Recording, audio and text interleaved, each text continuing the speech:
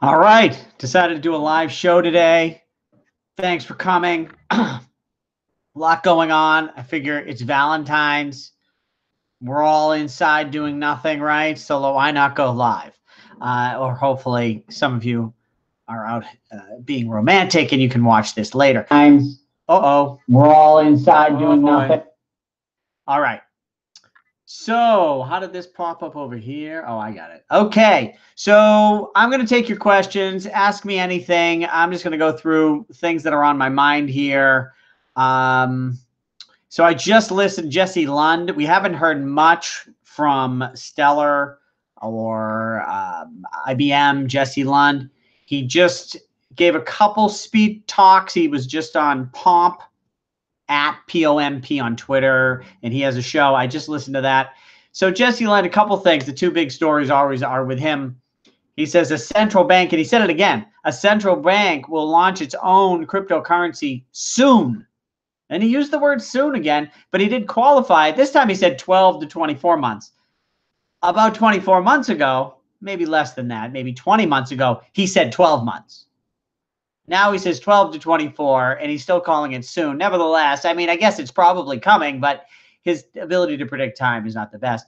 And he's still, you know, the whole, you know, Stellar, a lot of its eggs are in the IBM basket, and IBM is working on something called WorldWire, which is facilitating international trade with the payments settled on the Stellar network. Haven't heard much from them or about it. What's going on? There's supposedly going to be an announcement March around 19th. There's the Money 2020 show, and Jesse Lund. There is going to be an announcement at that show. Will it be a big announcement or not? I don't know. IBM is the elephant in many rooms, and if they decide now we're going to really blow up this WorldWire and put a lot of volume on Stellar, that would be huge. But they might also say 12 to 24 months. So I don't know. I like Stellar long run, and as you know, Ripple people say, oh, you Stellar people, all you care about is IBM. Well, IBM does run 95% of all the computers in banks, and these computers need to be upgraded. IBM's long-term plan, the cloud hybrid. In other words, instead of companies moving sort of non-mission critical stuff off to a cloud, they want to have a setup now where some is in a central cloud, some is in their own private cloud. And I don't know, I'm not a cloud expert. My head is not in the clouds. However, IBM seems to be on something here and trying to upload mission critical computer systems. This includes what banks do, and Stellar is part of that upgrade in this cryptocurrency market that is so small. Having a partner and the potential to upgrade, you know, be a platform that all banks are being pitched on, I think is pretty good. So I like it long run. Short run, who's a buyer? I don't know. You know, and you know, I'm not a buyer. I already own enough. And you know, when it was really high, you know, maybe you sold a little, but today, you know, now we're all just waiting. But there were other exciting things. I mean, MakerDAO was up 40% yesterday. Talk about it in a minute. Let's see what we have for questions. JP Morgan creating its own coin. Like, first of all, I don't know. There aren't many details on exactly what it is. It's probably some kind of stable coin. And it's like, if I hear about one more stable coin, I might fall asleep. I mean, who cares, really? I think MakerDAO, the DAI stable coin, DAI is pegged to the dollar. That is interesting, not because there's a token that's pegged to the dollar. There's hundreds of those. What is interesting is that a Vietnamese kid living in Vietnam who owns Ethereum can immediately, without talking to anyone from a bank, install, and if you've seen this new application, InstaDApp, maybe I should show this on my share screen, immediately can load their Ethereum as collateral and take out DAI and borrow DAI against it at a 1% interest rate. This means anyone in the world can basically print dollars. I think that's significant. And also, never mind, you know, I always like to be like, oh, I think it's a good idea. You think it's a good idea. Look at the numbers. The numbers on MakerDAO. I don't like, the problem with the live show is I'm not sharing screen, so I have to, the whole friggin' process here. I do want to show you these two things. I've shown it so many times, though. you know what? If people ask for things, I'll show. I'm going to try to go a little bit more by your questions. So anyways, JP Morgan, what is it? It sounds like it's a new, one thing that I think is going to happen is just, which it's already happening, a lot of dollars are getting printed as tokens. Like they're everywhere. Dollars are flying all over the place in cryptocurrency world, and more are coming. Maybe this is how the inflation finally breaks out of its, out of the central bank's grasp. I don't know, but it's not interesting or new to me, So anyways, should I start a sex e-com store? Well, if you would like your own toy store, go to adultshopping.com and you can get your own store for free. We also do wholesale and drop ship from sextoyclub.com. But a store, the new marketing now, it's this direct to consumer. It's advertising on social media, which isn't even advertising. It's getting someone's attention, sucking them in, getting them. I mean, if you want to sell sex on social media, you can't go on Facebook and talk about sex toys. You got to say, you want to improve your marriage. Most sex toy customers, by the way, are like 50 and married with few kids. So you want to spice up your marriage, join our email list, and you talk to them, and then you get a deal. Very difficult to market that stuff in the new world, the social media world.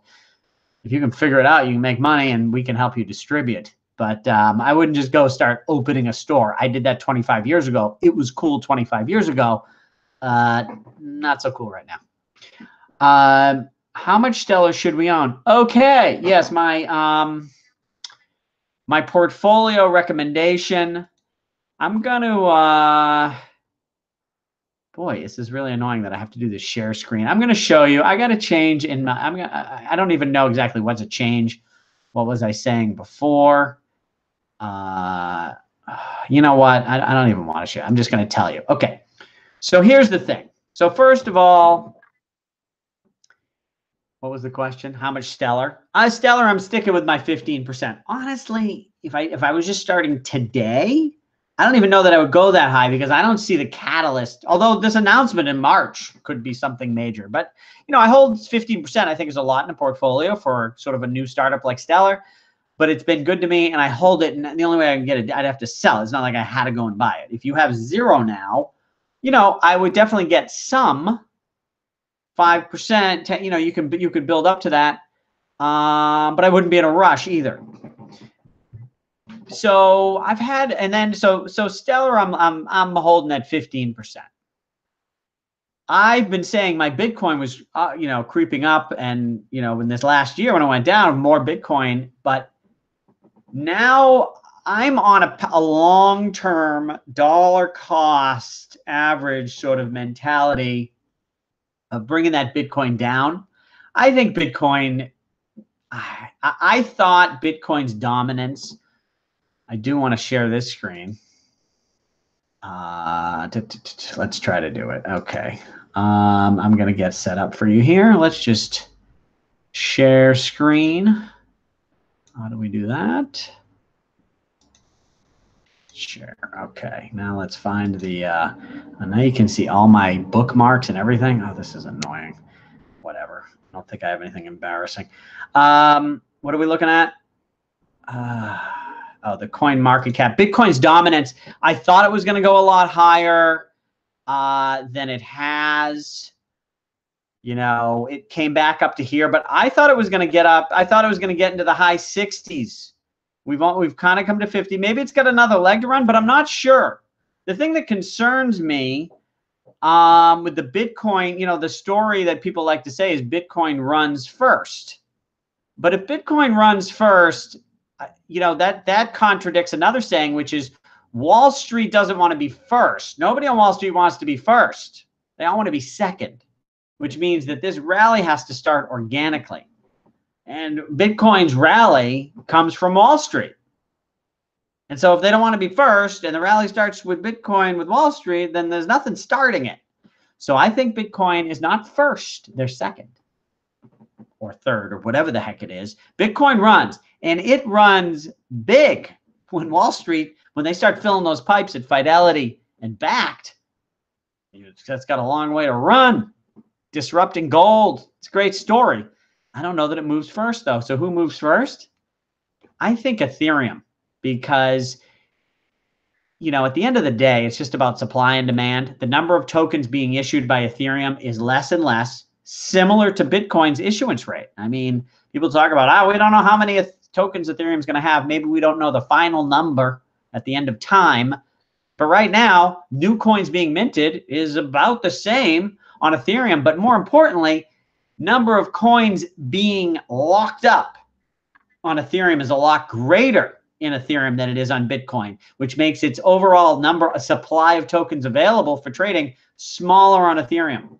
At some point, that sort of, I think, is how the organic, I think that one theory is that Ethereum would sort of lead the rally, which makes me think higher portfolio of Ethereum instead of Bitcoin. So instead of Bitcoin at whatever 60%, I think was my high, long term, maybe it comes down to 45, maybe 40, depending. I mean, I'm talking a lot. I'm talking 6 months gradual adjustment here, and not putting it all into Ethereum. I think Ethereum could go to 30%. Now, Ethereum, I love. I mean, the Ethereum platform looks amazing now. I'm going to talk about why, partly this MakerDAO thing I never shut up about.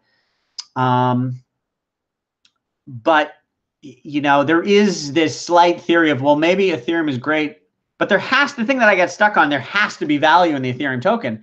How can MakerDAO be worth billions as an app on Ethereum if Ethereum's not worth much more than it? Otherwise, you can attack MakerDAO by attacking Ethereum. So Ethereum, you know, it's called the fat protocol thesis, which is these, with the internet, HTTP, TCP, very thin, very simple protocols and no value accrued to them.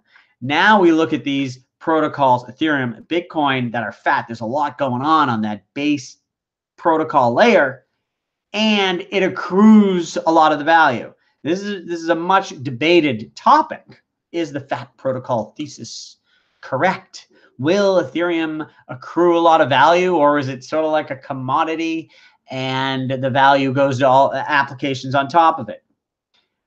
As of today, I like Ethereum a lot. We'll have to see how that plays out over time. So I would say Ethereum 30%. So we've got Bitcoin trending down to 40, 45. What do I have on my spreadsheet here? Yeah, Ethereum at 30, XLM at 15. And then, I had a few. I've been looking at some other tokens. Yes, you Bitcoin maximalists, chew on that for a second. Even more I'm looking at. So I obviously MakerDAO. Let me, and for those who haven't watched recently, I was going to do mostly questions, and actually this is answering a question. Okay, I'm going to keep going here. What do I want to show you? I want to show you, I've shown this before, but I'm going to show it again because it is I think it's the most important, if I can find it, the most important chart. Here it is. All right, let's share Rooney. Share. Okay. This is how much Ether is locked up. Now, so let's see if this is, so this is Augur. By the way, Augur, this is why I say wait to see something taken off before you invest. Look at Augur, amount locked up, fell off a cliff.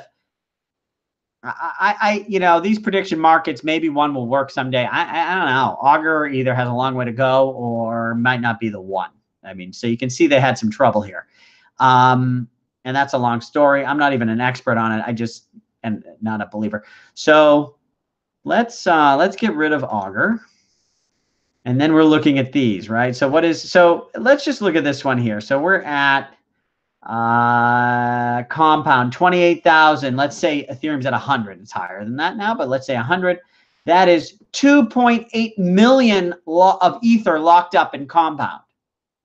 Okay. And let's compare that to Lightning Network. Okay, Lightning Network.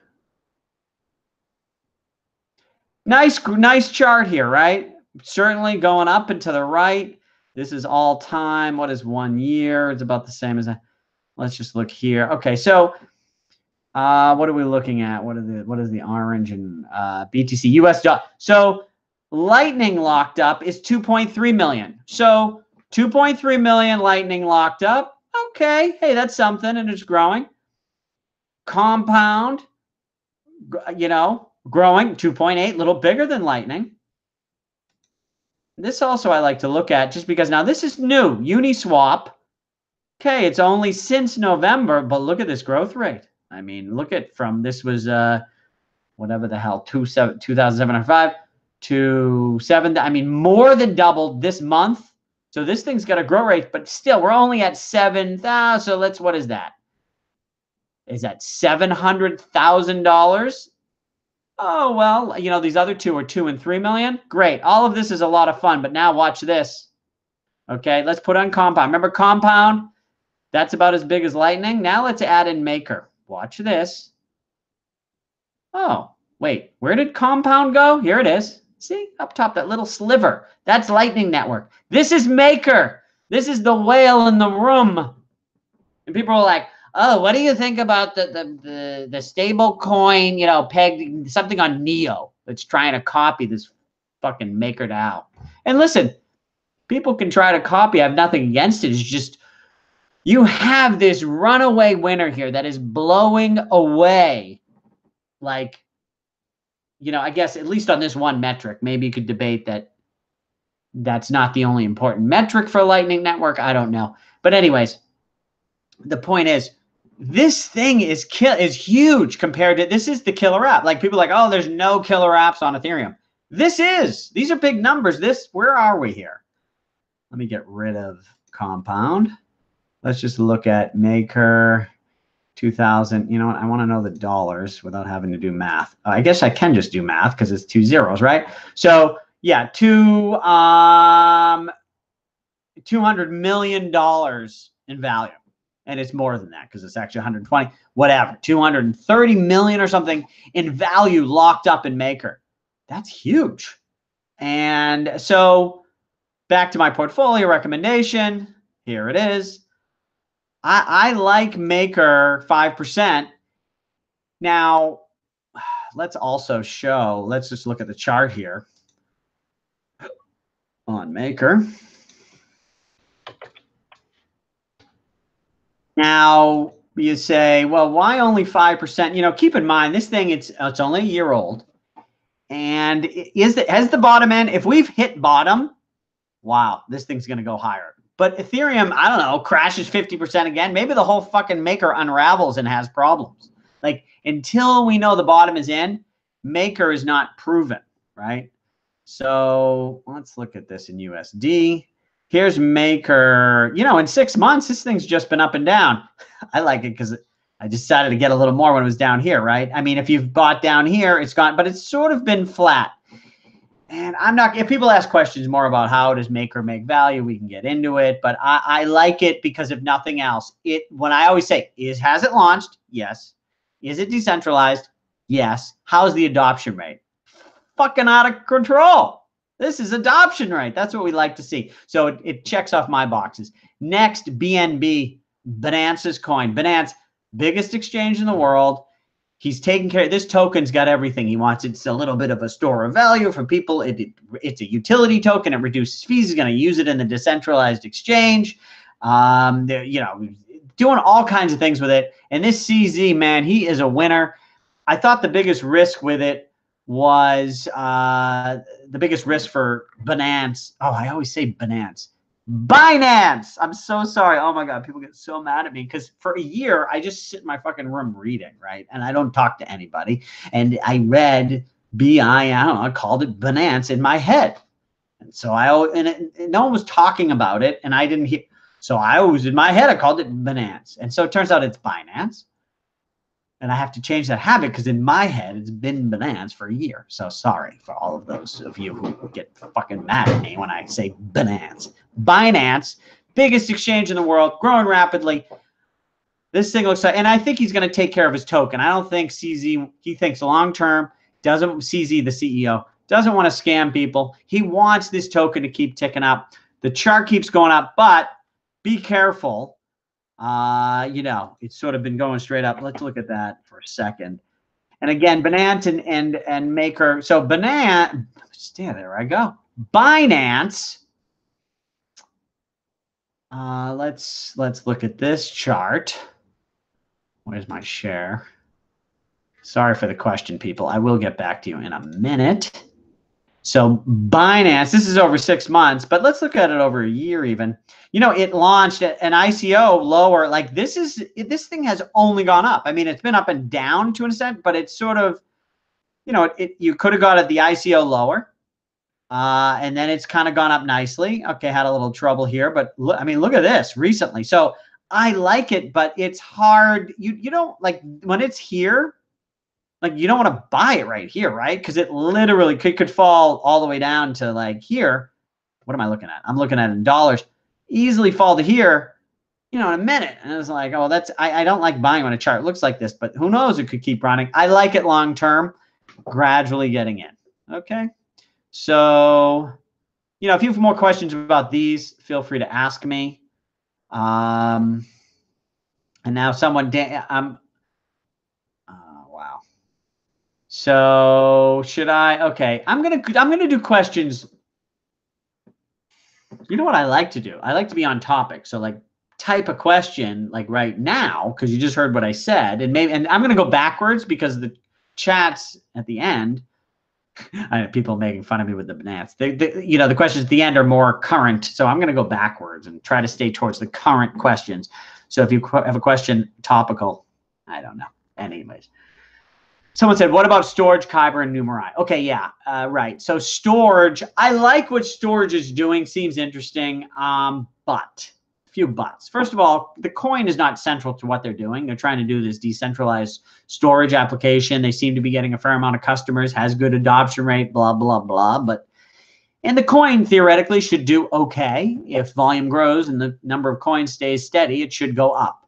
I still own some. I was more optimistic in the past. I'm holding what I have, and I hope someday it goes up a lot that I can get out of it. The other thing, I looked at storage like, well, maybe I have this old computer. I'll store some files and make free storage tokens for storing files. I looked at it as like, if you have like a lot of storage space, not like a regular laptop, I could make $167 a year. I'm like, well, that's not a lot. So this doesn't look, I'm just not excited about it. The company may do great and the token may do fine.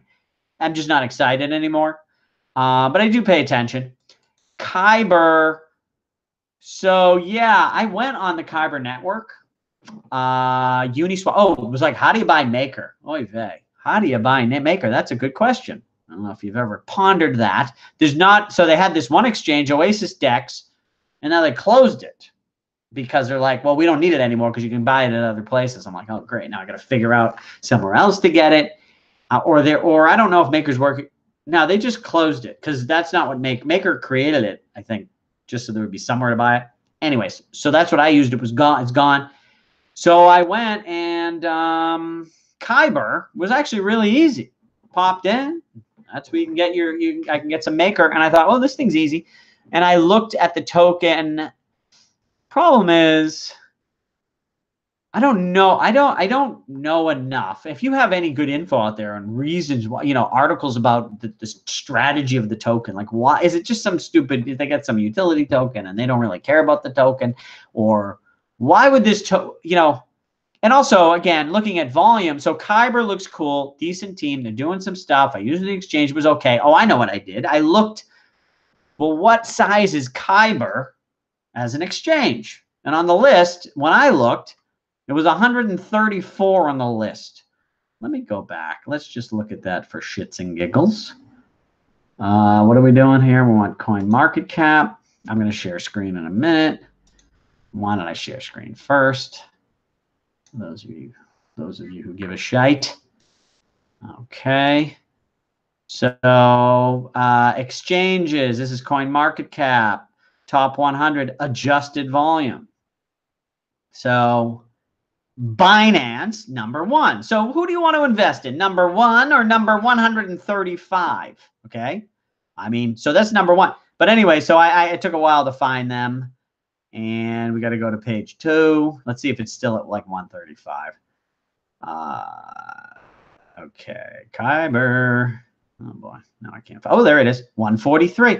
So why would I, like, I'm keeping an eye on it. And that's why I remembered 135. I even wrote it down. So now I check it's 143. Well, that's not what I like to see. and then maybe someday I'll check. But someday I look and it's 70. Okay, well, it's moving, and look at the volume. But at the end of the day, why would the Kyber network token be better than the Binance token, right? If it's just a token for an exchange that is utility, I think you're getting a lot more with Binance. Now, maybe it does something else, and I don't know what that is. So I crossed Kyber off the list as well. Where's my, I can't find my, my mouse. Oh, there it is. Okay. And what was the other one? Numerai. When I heard about this Numerai, sounds really interesting, cool project. Probably gonna be successful. The problem is it's hard for me to wrap my head around, like fucking token used to find better algorithms for a hedge fund. Like, I don't know what they're doing. Like, it's hard. At least Kyber, it's like, okay, I know what an exchange is, and I could, I have some way to be grounded. Storage, I understand what storage is and decentralized. Numerai, I don't know what they're doing. Might be great. If you know anything about that stuff, like, it just, from what I'm hearing, sounds like a cool company. And maybe 20 years from now, I'm going to be like, fuck, I could have fucking bought that thing and I knew it.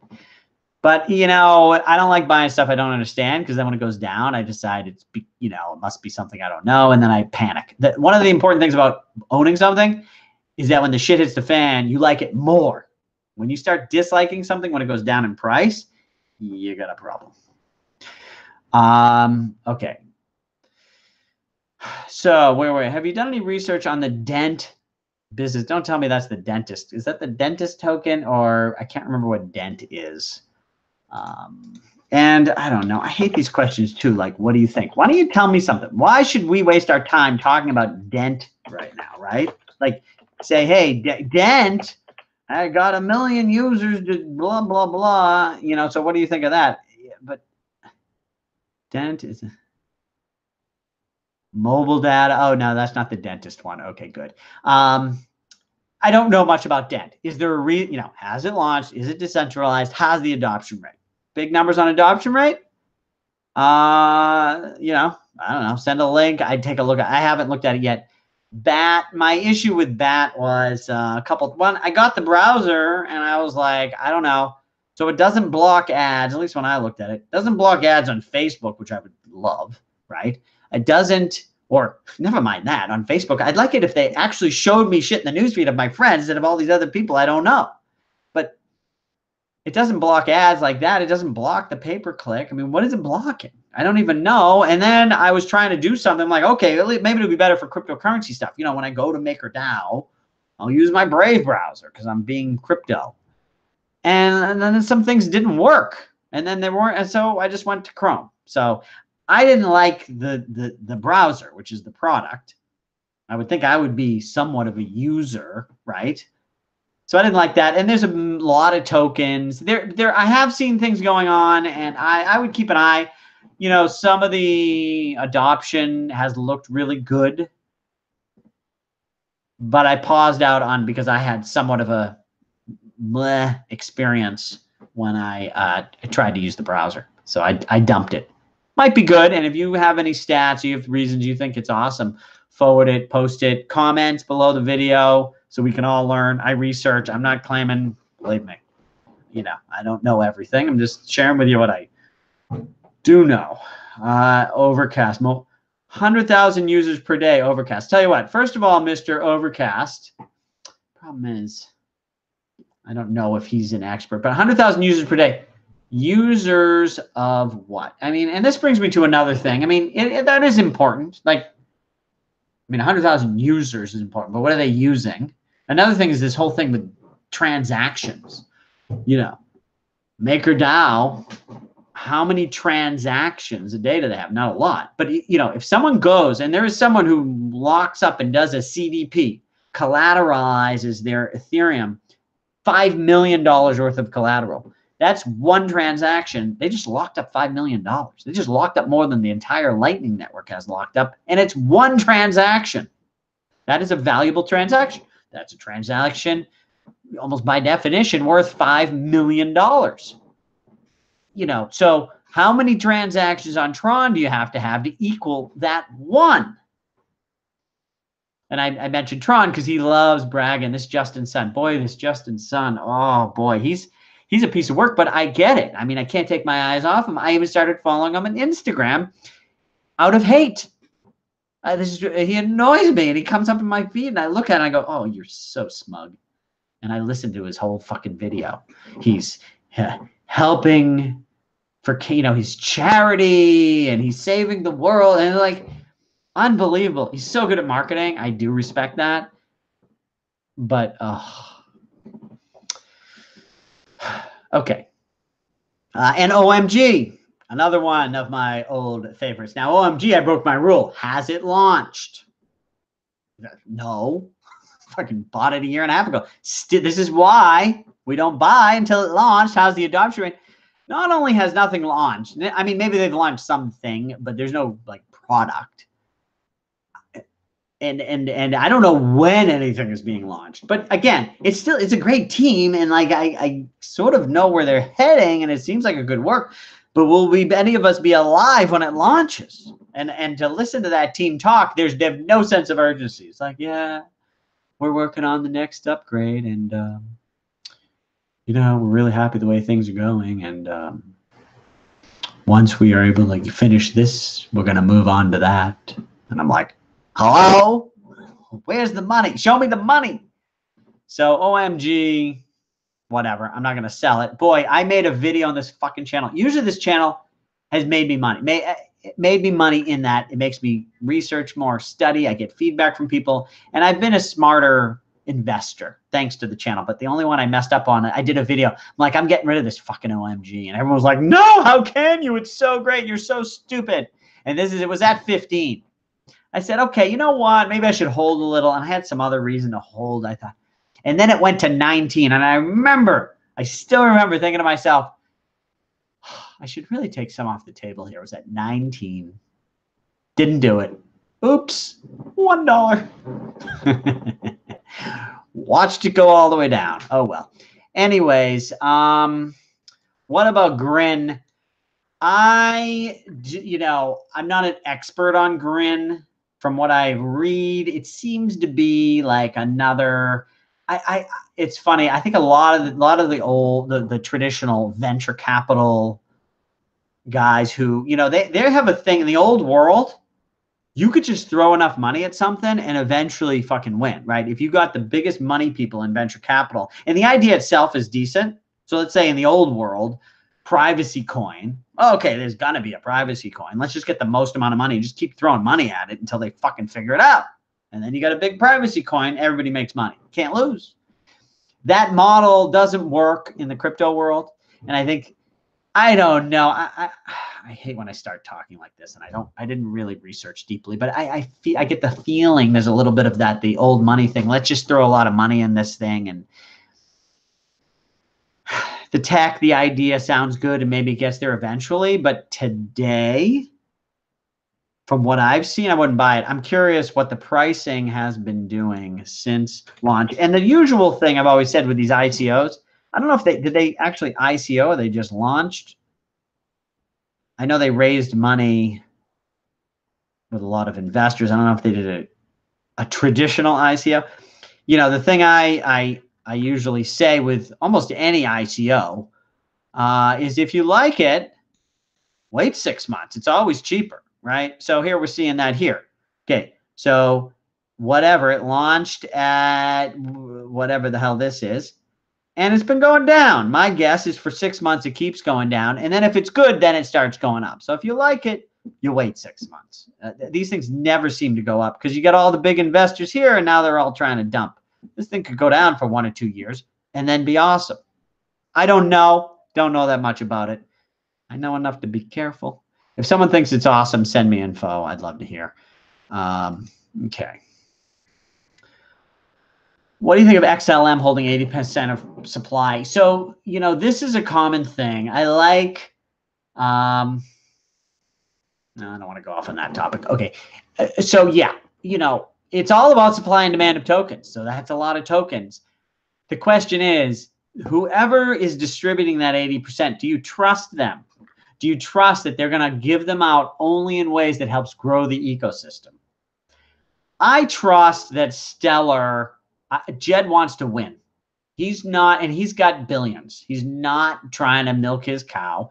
I am concerned more with this Ripple, where they've stated, or at least they used to state. I don't know what they say now, but they always said, "Hey, we're gonna pay salary, and company profits come from selling the coin." So but Stellar says it's for adoption. IBM looked at it. They were comfortable with it. IBM is not like, they don't fuck around with like scamming people. They try to be totally above board. They were okay with it. I think in Stellars, they're playing the long game.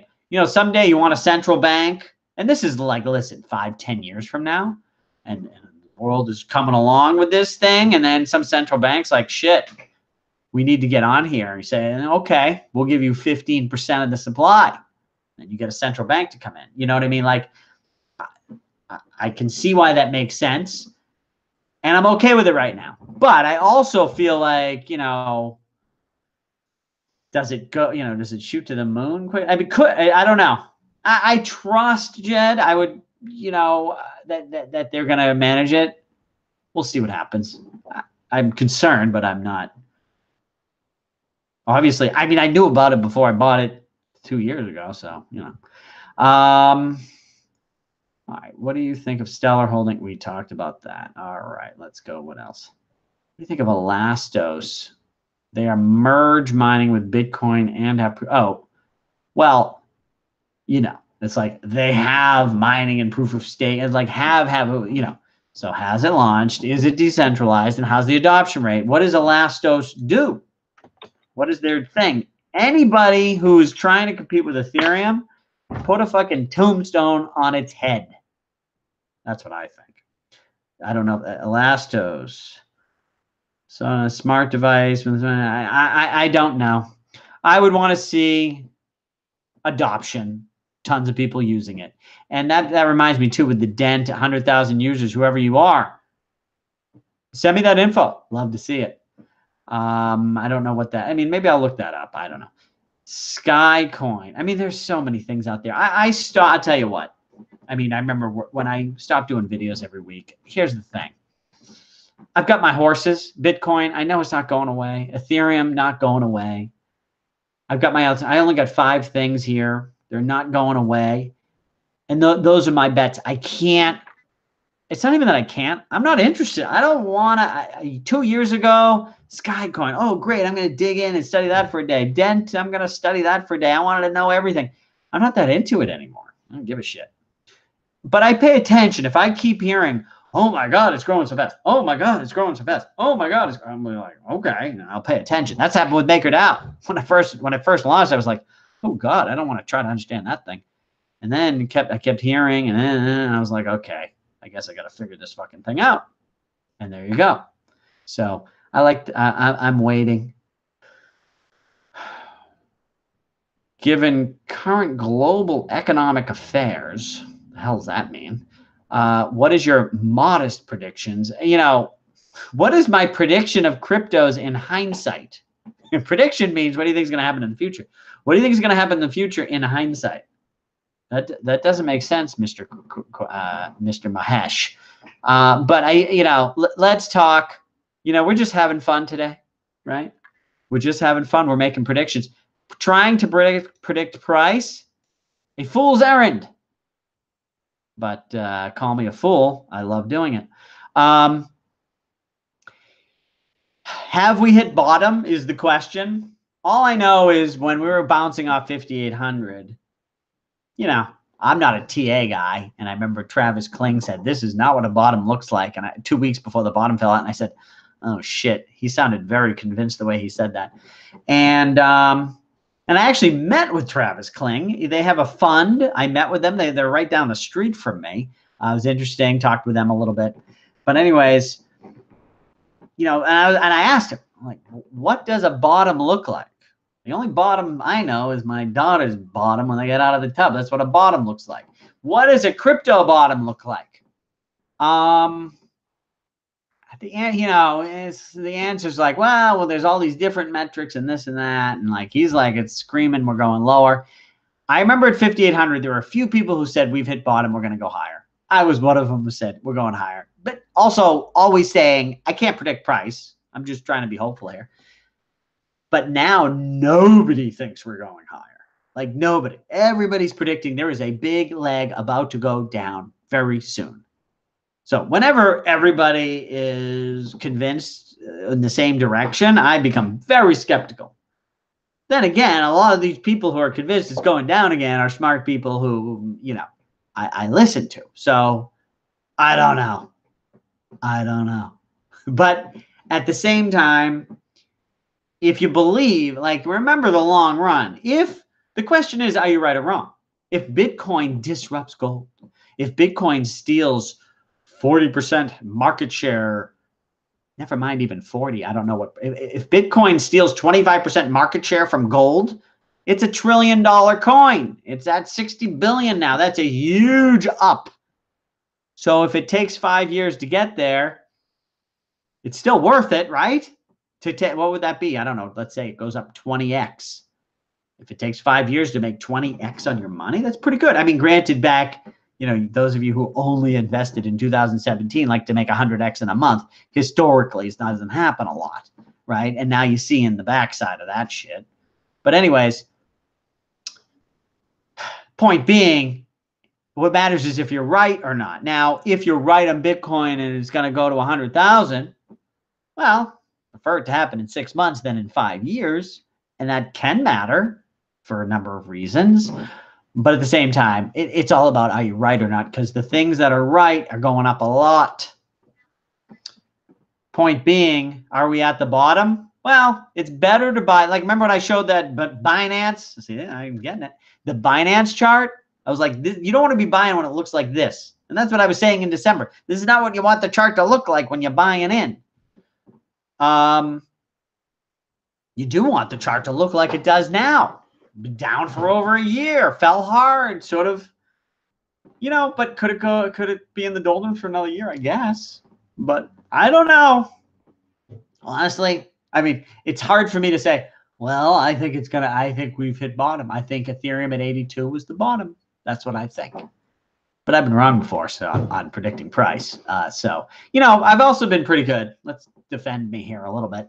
I've been good on some broad themes, get into Bitcoin last year, you know, and a lot of my picks have been okay. But who knows with this whole market? Let's see. Go hard on BNB coin. Oy vey, that doesn't sound good. You know, dollar cost average in over time, and hopefully it goes down a lot in the next few days. And then that's a good time to buy it, you know. Did you hear, you know, did Jesse Lund on Palm Show? Yeah, of course, Jesse Lund is going to say Stellar is one of the most important companies. IBM is heavily invested in the Stellar, you know, making the Stellar platform their solution. And IBM is huge. So first of all, it is one of the most important companies because they're in bed with IBM, just by definition. And sorry, all you Ripple people who would rather see 1,000 partnership announcements than one deal with IBM. But I think it is bigger than 1,000 partnerships. And of course he thinks that, you know, but listen, is he right? And IBM's track record hasn't been the greatest lately, so I don't know. Can Bitcoin Core Dev destroy Bitcoin? No, nobody can destroy Bitcoin. Bitcoin cannot be killed. That's not really the question we're dealing with. The question we're dealing with is the pipes being built in Fidelity and backed, you know, ICE, New York Stock Exchange, and now, this announcement with Jack, CEO of Square, Twitter, wants to integrate, and with Lightning. They're building the pipes. Big people building big pipes. Will those pipes fill up? Probably will. That's the Bitcoin story. It's not going to break. I mean, but if they don't finish building, you know, Backed was supposed to open December, and then it's opening in January. Now they're opening in March.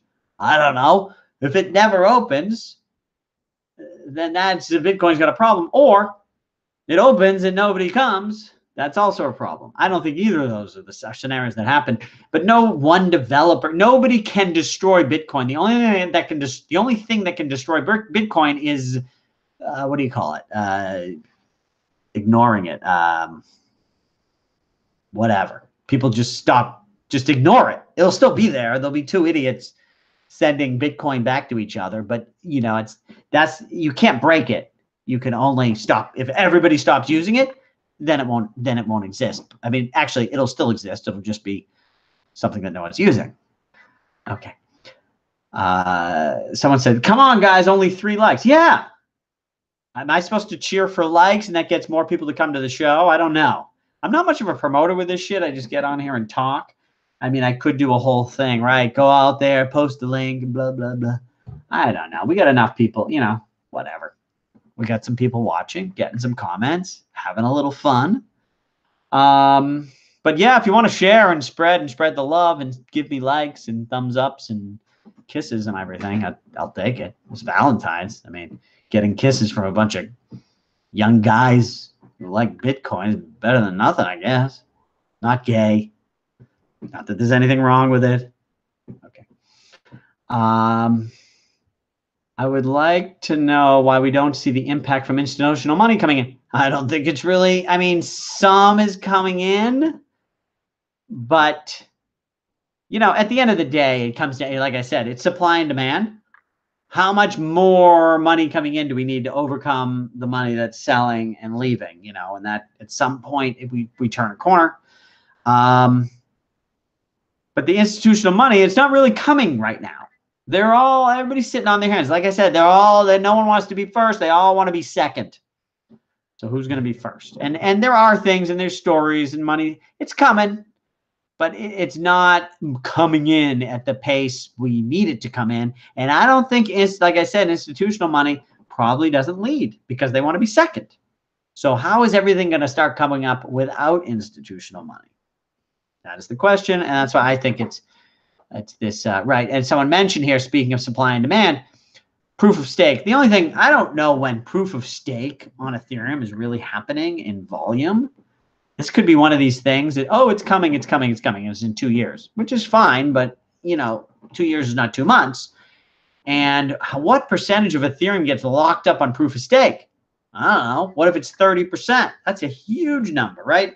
MakerDAO is only, with that big number they have only locked up 2% of Ethereum. So that is a big number. That also, I think, drives up the price. But when is that really going to kick in? You know, the upgrade, the Ethereum upgrade, Constantinople, it's going to happen the end of February. This one, I think, this one's going through. December, they got delayed. January got delayed.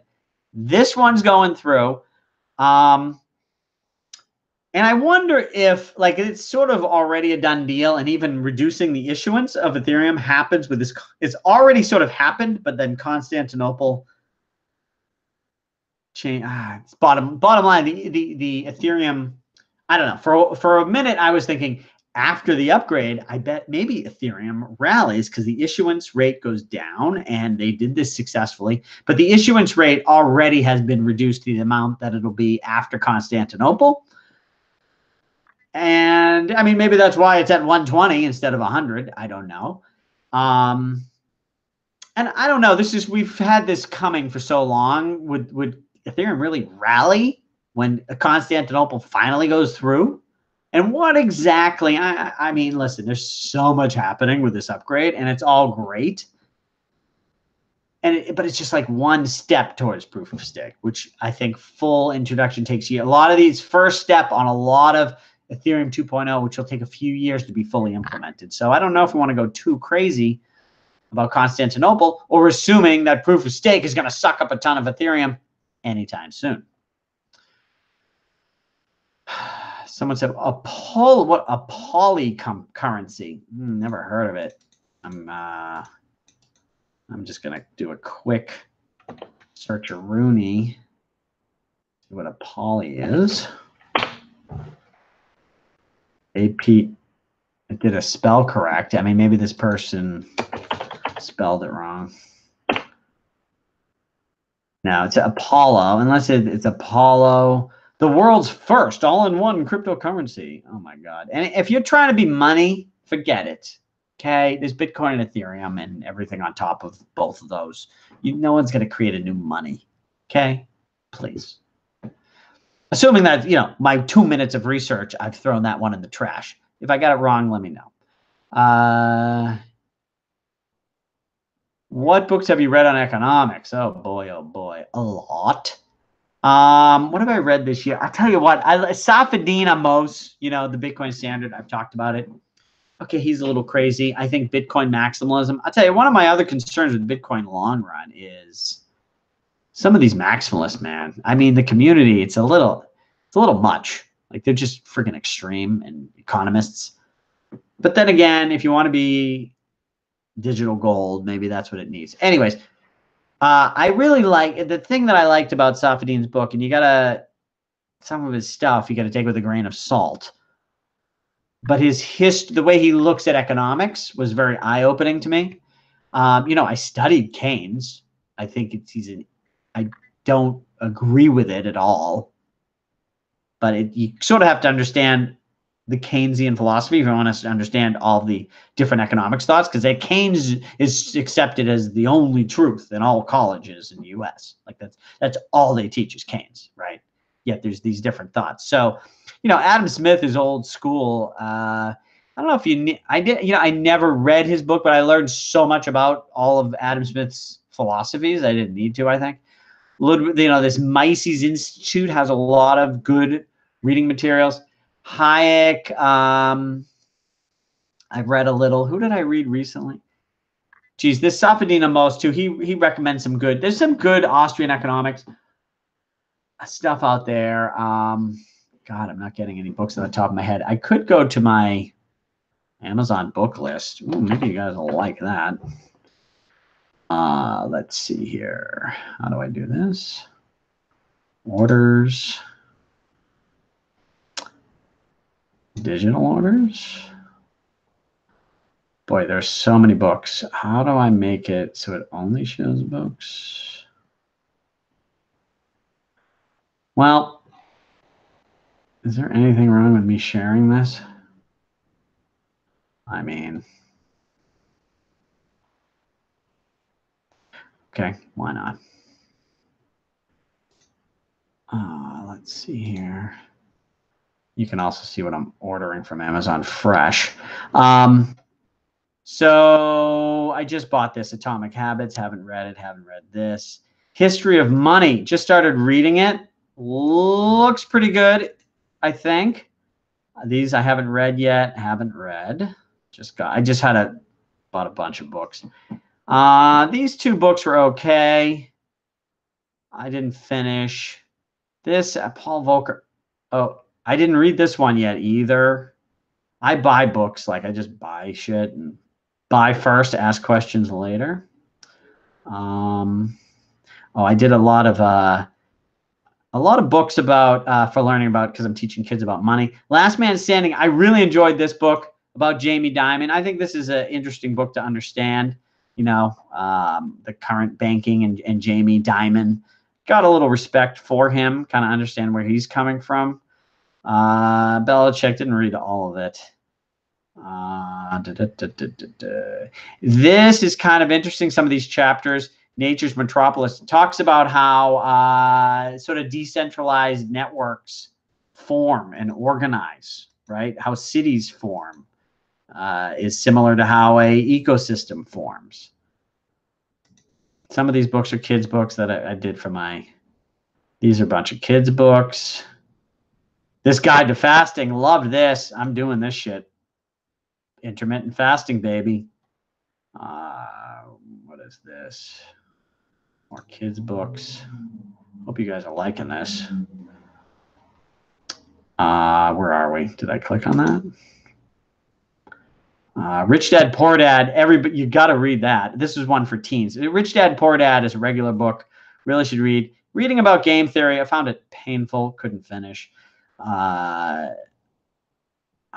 Dalio.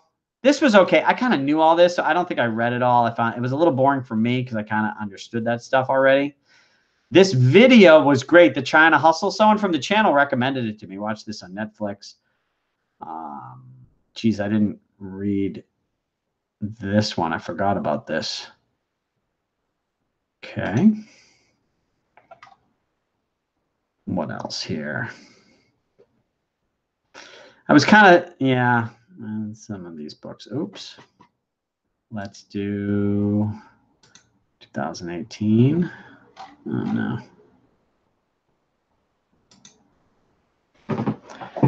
I'll keep going a little bit more because there was a time when I had a bunch of economics books, and I'm going to get to that, and then I'll stop if I'm boring you guys. Okay, this one, I can't remember. I think this one was good. This one I thought was good, but painful to get through. Slow and just like on and on. I don't know. I'm glad I read what I did, but tough to get through. Did I even read? I don't remember this one. I don't remember. This I think is pretty good. I think this was sort of an easy read if I'm remembering correctly. Origins of Money, kind of interesting. Skin in the Game. I sort of know this already, but this is good. And listening to this guy, Nassim Taleb, on some interviews, like on YouTube, pretty interesting.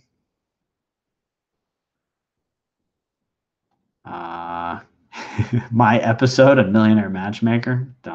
Do not watch it. Oh, is this the one that was okay but painful to get through? Maybe. I don't know. There's you can look at some of these are just, not fun. It's interesting and you'll learn something, but God, not. Oh, that one, Economics in One Lesson. I think that one's also pretty good. I don't remember exactly which ones. And sometimes, I read, I skip, I find a few good chapters I like, and then I move on. So, oh, and then of course our Bitcoin Standard. I love this. I fucking roll every day. You know that. And let me tell you something about this book. Great book. What a great book. Son of Hamas. Off topic, but really great. Oh, this book. I did a video on this on my channel. You can see Creature from Jekyll Island. Watch my video before reading it because the guy is like this conspiracy theory crazy shit, but you can also learn a lot. Read it. Be careful. Listen to my warnings in the video I made before reading the book.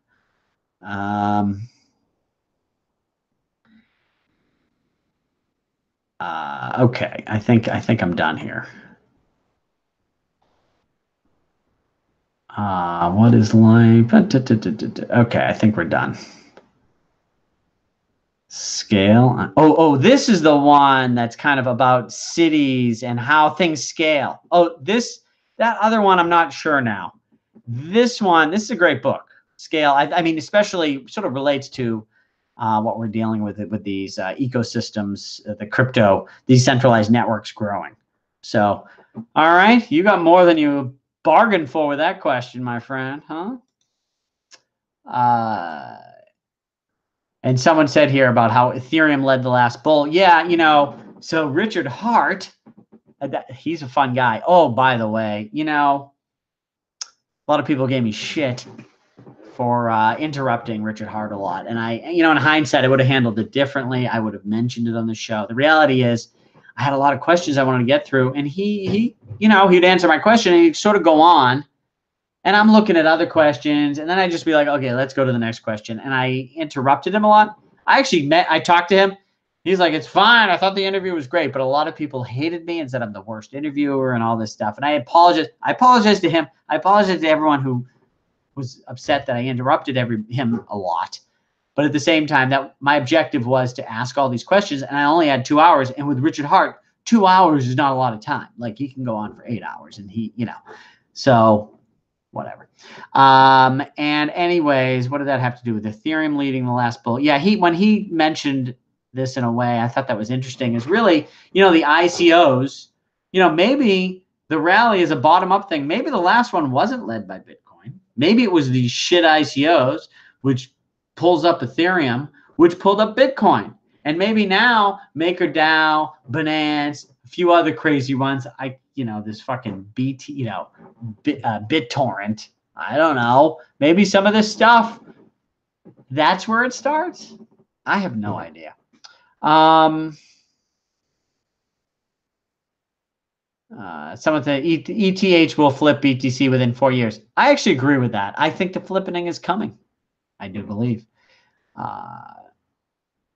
Then someone asking, will ETH surpass? Yes, I do believe it will. What do you think of Cardano? Someone, I don't know, someone just said, what do you think of Cardano Shelly launch? I don't know if you're just asking this because you heard me talk about it before and you think it's funny because I always am making fun of Cardano and their stupid Shelly launch. Shelly. Cardano, it's not decentralized. They always say they're going to be decentralized soon. And then I love these projects that they have a name. Then the name of the project does not, become decentralized or introduce this or that. It's Shelly. Fuck is Shelly? What does that get to do with anything? I mean, I had a cousin Shelly. I don't know. Anyways, Cardano is not decentralized, and listen, if it ever is, and then they actually have some adoption, I'll be surprised. Actually, I won't be surprised that it eventually launches into some decentralized thing. Whether they ever can scratch Ethereum's toenail, I doubt. I've said Cardano's going to zero. I'm starting to feel like, well, I mean, nothing fucking goes to zero, right? Bitcoin Cash is still alive, right? These things are on a long asymptote to nowhere. What is a master node that's still affordable for a small fish? There's no such thing because they're stupid. Don't buy and oh my God, I feel like it's 2017 right now with this question. Master node. First of all, so should I explain this? What is important is an ecosystem that is going to grow, and there's many different ways to have these ecosystems work. And masternode, Vitalik Buterin hates masternodes because it's a form of centralization. We're not even sure that a masternode system could really be decentralized in the long run. Maybe it will. Dash has been around for a while. But the question is the network going to grow a lot? Not is the masternode a good deal? The masternode is a good deal. If the network grows a lot and you're in early as a masternode, you're probably going to do well. If the network sucks, but the masternode was cheap and whatever, you're still going to do shitty, right? It's all about the network. So it's not just a masternode. And masternode as a good, people were very much like this in 2017, that anything that's a masternode makes money. So I just want to find masternodes. Like that's 2017, and it wasn't right in 2017. Definitely not right now. Well, who's even looking? I didn't even know there's still masternodes. I thought those went out of style a long time ago, like my clothing. Dash is still kicking, and I don't know. I don't follow every project, so maybe masternode world is huge. Feel free to post in the comments about what great networks are using masternodes. I'd be curious, but it feels very 2017. Okay, I'm going to try to remember where I am because I didn't do any. Let's go to the recent questions. For those of you who are recent, is that rifle behind? Yeah, I'm going to use it to shoot you. Now, it's my fucking skis. Funny thing is, I love these skis, and I didn't ski for a few years, and I just went skiing again in Aspen. But no, and then I skied visiting my sister. I was in Vermont and I rented some skis. They seemed like shitty skis and they were really good. It's like skis have changed so much even in the last 5 years. These skis I thought were great. Now they kind of suck. So what the fuck am I doing keeping them here? I think I'm a little cool that I have them in the background because like I'm a skier, it's not a gun.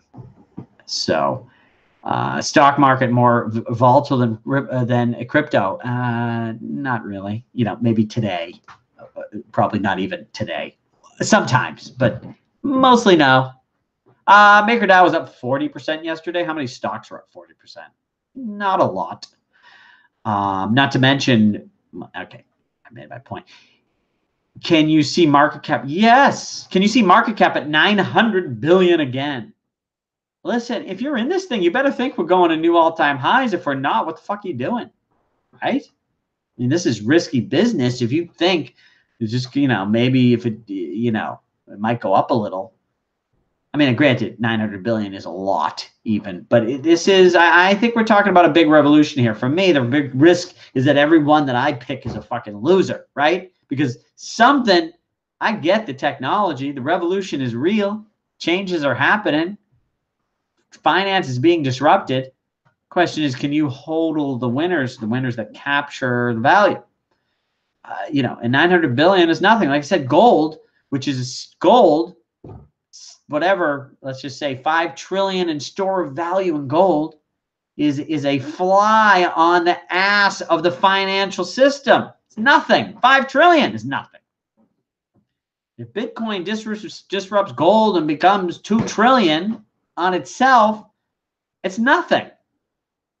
The whole financial system, I don't know, you know, depending on the count derivatives, how many trillions, how many hundreds of trillions is the financial system. So if you think it's not even going to get to 1 trillion, then what kind of a disruption? It's not even a fucking disruption. It's just boring and stupid. And what are you doing watching me? I mean, even if it does go to 1 trillion, I'm not sure what you're doing. No, you're watching me because I'm an expert.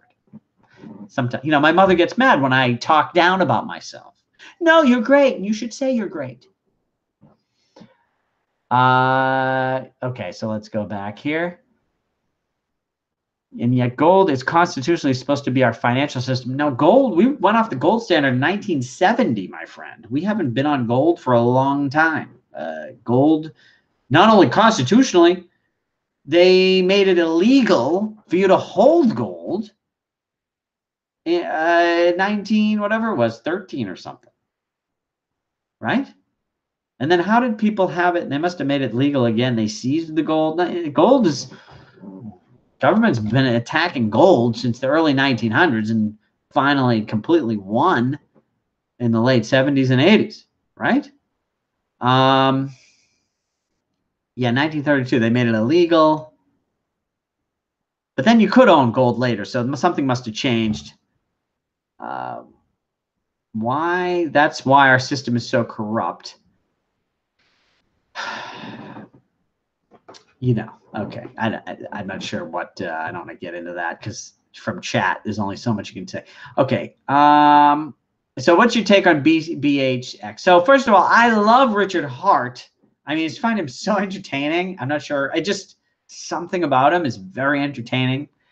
I think that, you know, and I don't want to talk shit. I could say some, you know, the way he's like, I have 10,000 followers. Like, I don't know. I'm friends with Ty Lopez. I just think it's funny. And I am friends with a lot of people who, like, he doesn't even have enough followers to get into fucking Ty Lopez's pool party, right? You need 100,000 followers to get into that party he has once a year for people who have more than 100,000 followers. And that's nothing, 100,000. That's just like for the schmucks who follow him, right? So Richard Hart's like, I got 10,000, I got 20,000. And it's for this crypto world. And I mean, it is something. I'm not, but so I don't want to talk shit because I love the guy. Love. And I like what he's trying to do. And I thought one of the things I thought was interesting too. I think it's cool, but I'm like, this thing ain't gonna launch for 3 to 5 months. And when I said that to him, he's like, yeah, probably. He's like, it's launching in 4 weeks. I'm like, I think it's going to be 3 to 5 months. He said, you might be right. I don't know. So he's like Elon Musk when it comes to time predictions. So we'll watch. I'll definitely take my free tokens. You know, why not? Right? You got nothing to lose. I see the story of how it could crash. It could work, right? Stocks have had flash crashes. No shit. Have you heard of DIG? Is DIG the one with the gold? It's like they are gold tokens. One of the things one of the philosophies I sort of hold to here. Hold on, let me just see what this is. Is it Digix? No, Dignity. What the fuck is that? Dignity is a rebrand of Unity compliant token backed by gold. Okay. I think there's a lot of exciting things happening in the short run. There's a lot of exciting things happening that are all digital, like in the digital world. As soon as you try to connect the real world to the digital world, it increases the level of complexity and difficult by a lot. I think this reminds me of, in 2017, something I used to say a lot was, people are valuing something already launched with something that's going to launch at the same value, like as if the thing is going to launch on time and be great. And they're comparing that to the one that has already launched and is great as the same. That was the biggest problem with investing I saw in 2017. And similarly, I think people are valuing, oh, we'll trust that they have gold and it's backed and you can verify, and oh, that's all no problem. As opposed to like MakerDAO, the collateral is just Ether. And you can check it, in a second. They have the Ether, it's there, it's verified.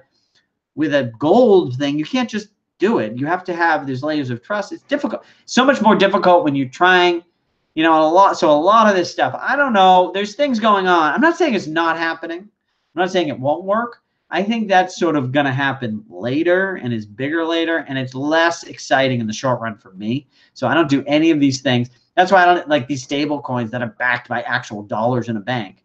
Like, and people are like, oh, that can scale, but MakerDAO can't scale. I don't understand that argument at all, because one of them, you have to have all these backed tokens. The other one, you can just create them based on the value of Ether, which could go through the roof, right? I feel like that's more scalable. So I avoid any of these. I don't. And also, and if I wanted gold, I mean, I don't know. What's wrong with GLD, the stock, the GLD, or actually just go and buy gold? Why would I get a token? Right? I don't know if you believe in gold. And why are you buying gold? If you believe in gold for the properties that make gold a good form of money, why don't you buy Bitcoin? Have you ever traded options? There was a period where I was very stupid, which pretty much a requirement to do options. If you're a huge fucking bank and you're hedging, yes, go for it. Everybody here, please. I've said it before, Pompliano, listen to his show when he talks to Travis Kling. I don't know how many minutes in, Travis Kling talks about trading the retail investor on BitMEX.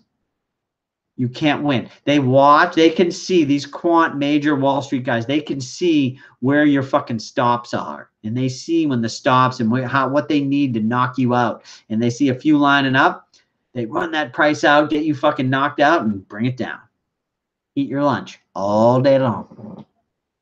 So that's just trading in general. And then options. Some people trade, and you better be fucking smart with a lot of computers and really good at math and fucking whatever those quant geniuses do who make billions of dollars. Then you can be a trader. But otherwise, you're just in trouble. What coins has China's best interest? China's. Which coin has China's best interest? I don't know what that means. What is, I don't know what that means. All right, you can try to ask again. Let's see what else we got. Biggest business secret you won't give. Biggest business secret you won't give. Again, what the fuck does that mean? Well, here's the biggest secret. There's no secrets. You know what a secret is? A secret is something that nobody believes. They probably know it, right? So let me think of one. Well, I could say, so for example, CryptoCurrency, what's the biggest secret? That MakerDAO is going to become one of the biggest banks in the world, and it's locking up tons of collateral. It's a secret because nobody knows it. But if you tell people 200 million has been locked up in a year, lock collateral, and then people borrow for 1%. Like if you ask someone, is that interesting? They say, yeah. Do you give a shit? No. That makes it a secret because just nobody fucking cares. Like, there's really no secrets. It's just what is a big deal that nobody thinks is a big deal, right? They know about it, but you're the only one who knows it's a big deal. I think there's that. So when it comes to business, what would I say? We say business. Oh my God. I don't know any secrets right now. I mean, I could tell you things about e-commerce, what works and what doesn't.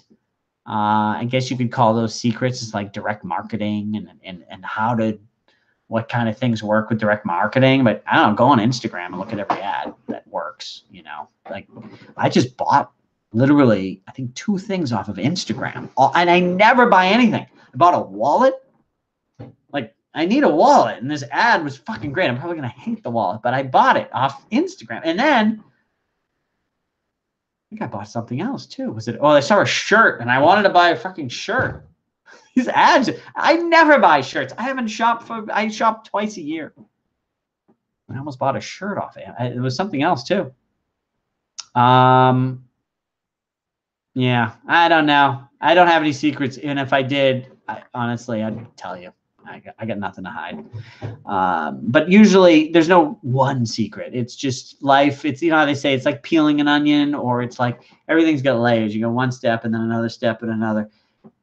And most things just add up to nothing. Once in a while, there's one thing that makes a big difference, but you only usually know that in hindsight. Most important thing in marketing and building a brand, you have to build a brand. This is where I made the mistake with the toys. It was sort of just very generic, and we let other people build brands. You got to build, so your brand is just that name that people remember. So they buy your product once, but they remember the brand for next time, get you repeat business. And the best branding these days, the easiest or the most common, is yourself. That's why I notice I'm davelevine.com and all my things are Dave Levine. So I have one name and it's me. And whether I'm talking about schools or cryptocurrency, whatever the hell I want to talk about, it's, you know, it comes back to me, and I don't have to keep changing my business name. You know, that's the other problem with brand. I see this sometimes with people, and they have 18 brands. It's like, you can't, it's really hard to get one brand to break through. You can't have 10. You're never going to break through. So pick one, go hard, and you got to stick with it. And that's why if it's your name, you know you're never going to lose that anyways, right? Or you just pick something like a good story I always say with these brand things, like Zappos, right? They sell shoes. What the fuck is Zappos? It's nothing. Z-A-P-P. I don't even know how to spell it, but I know the name, and it's shoes. And that was, so you come up with something like that. And Zappos, if they were doing shoes, it didn't work. And if they switched, you know, to shirts, it doesn't matter. The word Zappos could be for anything, right? And think of some of the biggest brands, Google, right? I mean, Facebook has some meaning to it. Yahoo. I mean, I don't know. What are we on? YouTube. I mean, tube relates to TV. I don't know. But you got to be able to stick with the name. It takes a long time to build a brand, but if you're going to market something, try to sell something, got to build that brand.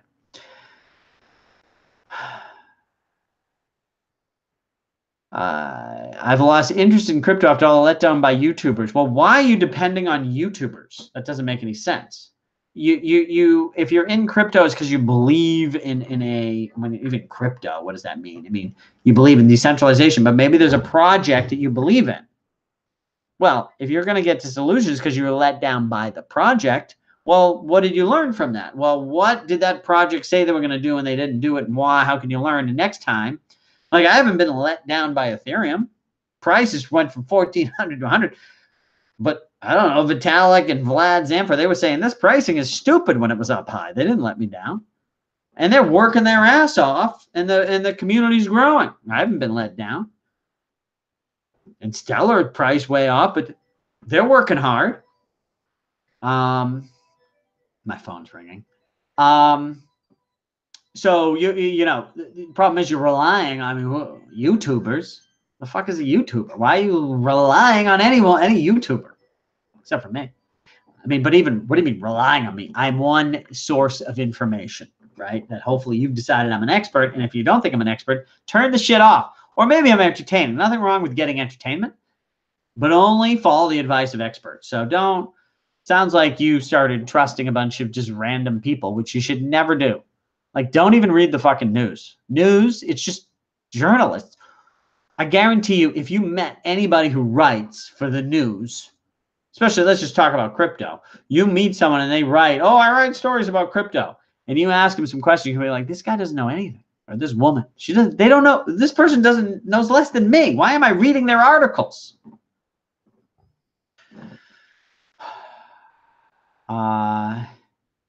So what's the most important thing in marketing yourself and your brand? Is it trust? It's what it is do people remember your name? So they come back to you. And they're only going to come back to you for two reasons. One, whatever they got from you was good. And B, they remember the name. That's it. Remember the name and like what the name gave them. The next time they want something they like that's similar, they're going to look for that name, right?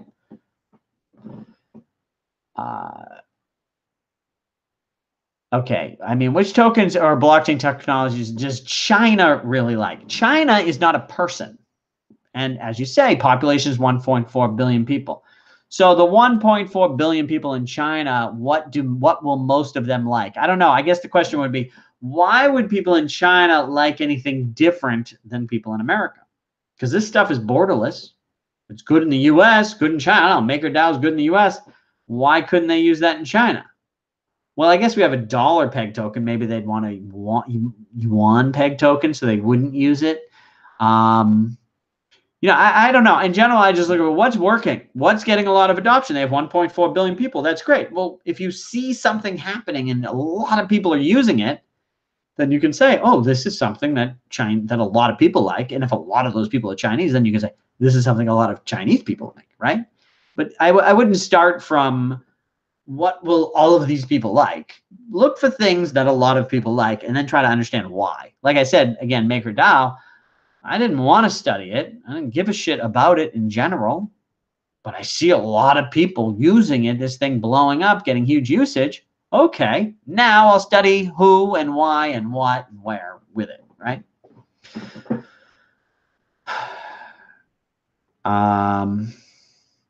Is XLM still good to invest? Dennis just asked. You know what? When this video posts, you watch the beginning of the video. I don't want to go through it all again. I did talk about it a fair amount at the beginning of the video. So this will be up tomorrow. You can check it out then. You know, Rafe, I like Rafe West's questions, but I don't know. He dominates. At the end, I'm going to go through more Rafe West questions. Someone only listens to me and Ivan. Thank you. What in e-commerce is working now? So one is Amazon. So if you are Jeff Bezos or you work in the company, good for you. That sort of everything store, nobody else can do it except Wayfair is kind of doing it also with furniture. Is there another one? I'm not sure. Otherwise, it's direct marketing. It's you have literally like one item or one thing, and you know who your customer is and the conversation that's going on in their head before they come to you. They come to your ad. You describe the nightmare, sell the dream. It's the nightmare they're having. It's the dream they're having. You tell them you know that, and here's the thing, and it's a deal, and you got to get it right now. Like, that's the marketing that works. So, yeah, I don't know. Figure out how to do that. I like Ty Lopez on marketing. He's pretty good. And he's got a new program now, e-commerce stuff. And it's probably pretty good. I don't really know. I'm like so far. I've been e-commerce for so many years, but I'm so out of like, I'm so not new and cool anymore. Like our business has a lot of old stuff that still works. And I'm not investing in all this new stuff because I'm not interested. It's not fun for me. But I do see what's going on. You know, Ty, and he has a lot of people around him that I would look at them. Okay, I'm gonna skip all the Ray Rafe's questions and get to those at the end.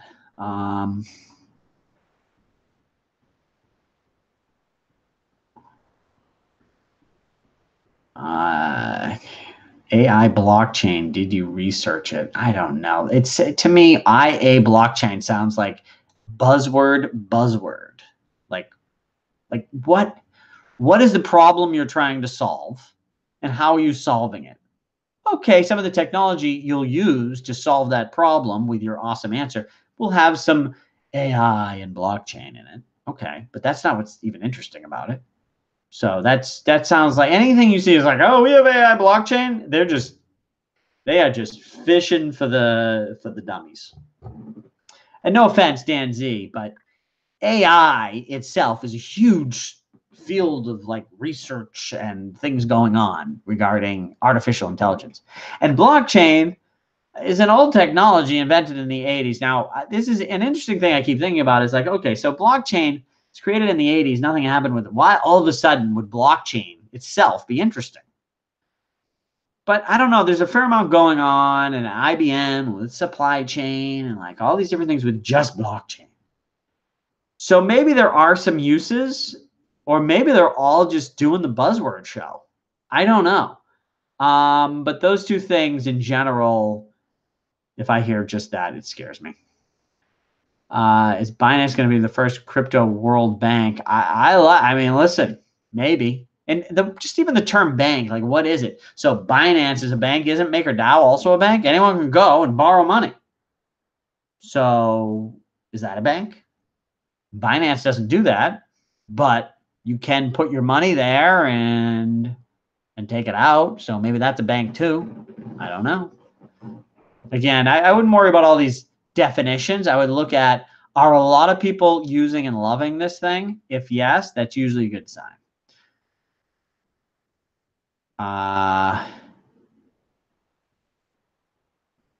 So someone said, I hadn't heard about Binance is trying to charge DGB $1 million to get listed. Listen, CZ, CEO of Binance, listen, he's out to win. He doesn't need all these stupid tokens. People get mad because he charges. First of all, they do a good job. They do their research. They do their thing.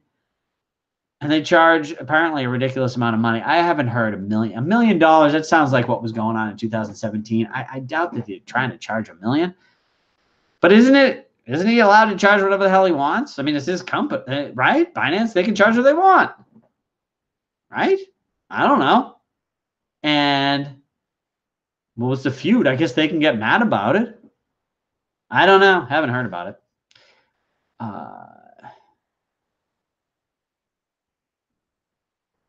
Okay.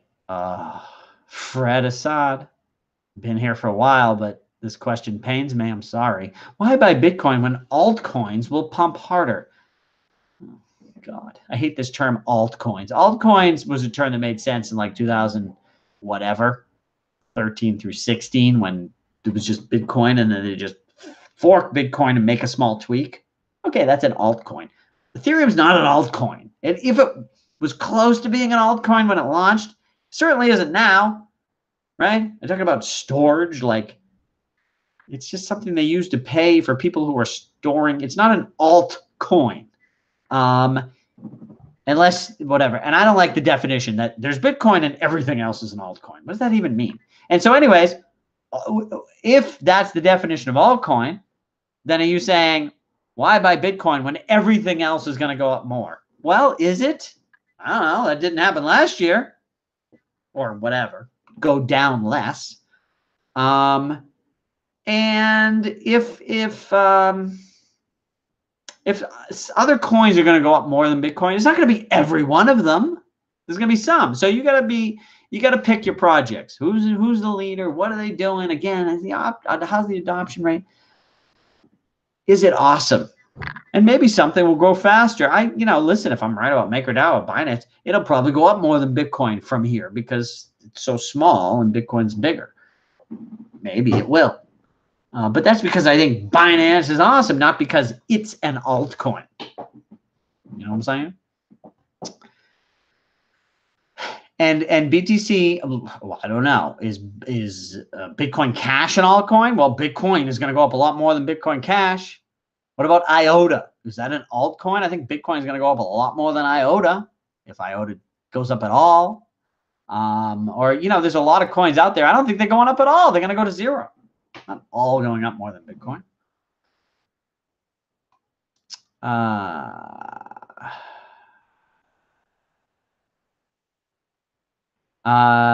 Okay. Yeah. Your thoughts? Oh, another Rafe West. Oh my God, this show. If I just do all these Rafe questions, I'm gonna answer this one because it's just so fun. This fucking wall thing. Oh my God, help me with the wall.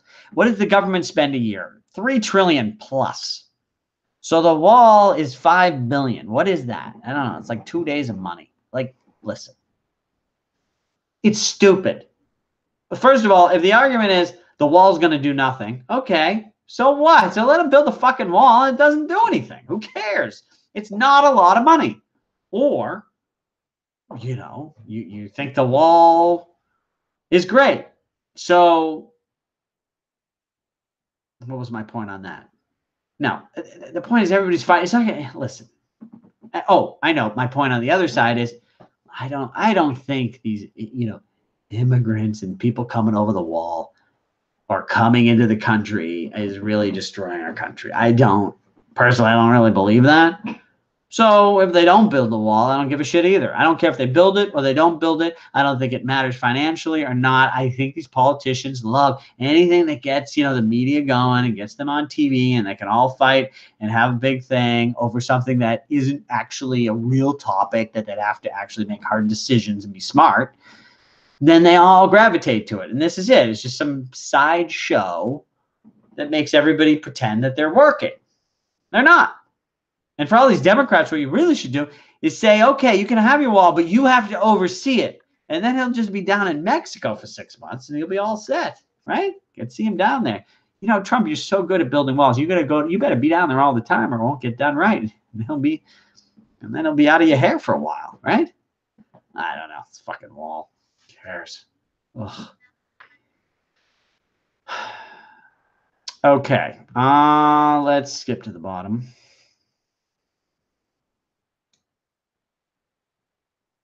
I lost a lot on Agi.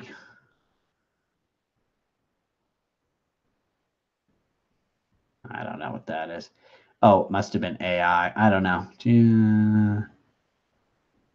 Did you watch on Joe Rogan? I don't know what that is. What would you tell your 18-year-old self? The things I learned later in the life, I'm giving this talk in Vegas. It's got me to organize my 3 best pieces of advice on making money. One is this whole, I keep saying, only listen to experts. You save so much time by only asking, following advice from the top of the best that do whatever you want to do. And not only do they give better advice, when you talk to other people, it sends you in the wrong direction. Life is so much simpler. You just listen to the experts. The other one is just testing, little steps, testing and checking the results as opposed to one big reveal. That I always had. I even knew that at 18 years old. First one I didn't. And the next one is planning, writing out your plans. Now, I knew that at 18 too. Got to write out those plans and review the process. Kind of part of the experimentation thing. What didn't I know? Oh, well, this ties into the only thing I didn't know at 18. Now, you may know this now, and then there's other things you don't know. For me personally, this learning from experts, and that's why I didn't read that many books, because really reading a book is learning from an expert if you're reading a book written by an expert. At age 50, would you consider yourself jolly? Oops, that's a Ray West question. I have no idea if I'm jolly. You know what? And did I finish the I was going to say something again about Neo. Neo is not decentralized. I don't care about Neo. And now Neo launched a stable coin that's supposed to be like MakerDAO. Like, really? Like, why would you invest in that instead of MakerDAO? All right. I guess, how long have we gone here? I don't remember what time I started. I think I might have started. Started screaming 93 minutes ago. It's been an hour and a half. Yeah, I get tired on the fucking clock for 2 hours. I'm gonna fly through Ray West questions and the others, and then be done. How about that? So somebody says here about Zcash, ZK Snarks. I think privacy comes eventually to crypto coins and probably comes to Bitcoin, maybe on the second layer, Lightning Network. Same thing with Ethereum. There'll be options for privacy on Ethereum and Bitcoin. So I wouldn't invest in a coin that's just for that. That's just me. Some of those may do well and may carve out some privacy specialist things that have some value in the long run. But I think most of it gets sucked up by Ethereum and Bitcoin. All right. Let's see here. Let's see. We're going to go Ray West fun. Let's see. Amazon headquarters in New York. Your thoughts? I think New York, they're a bunch of idiots if they don't want Amazon there, right? Why wouldn't you want Amazon there? And they're causing trouble. I think people at Amazon are like, okay, I think there are other places in North Carolina. They're like, oh, this is awesome. They love us. They want us. They can't wait. We do whatever we want. And in New York, they got to have hearings every 2 months. And then every politician runs and we're going to get rid of Amazon. And Amazon's like, the fuck, we don't need this. You know, so stupid. Smartland running on Stellar. They're trying to do something. I don't know if they get volume going. Great. The idea sounds nice. Is anything happening? Ray West recommend EWZ. I assume you're talking about the stock. Brazil. I love Brazil. Like, I want to go visit there. The country, you know, economically, it's got some issues. I don't know. I'm a little scared of the risk curve. You know, the central bank.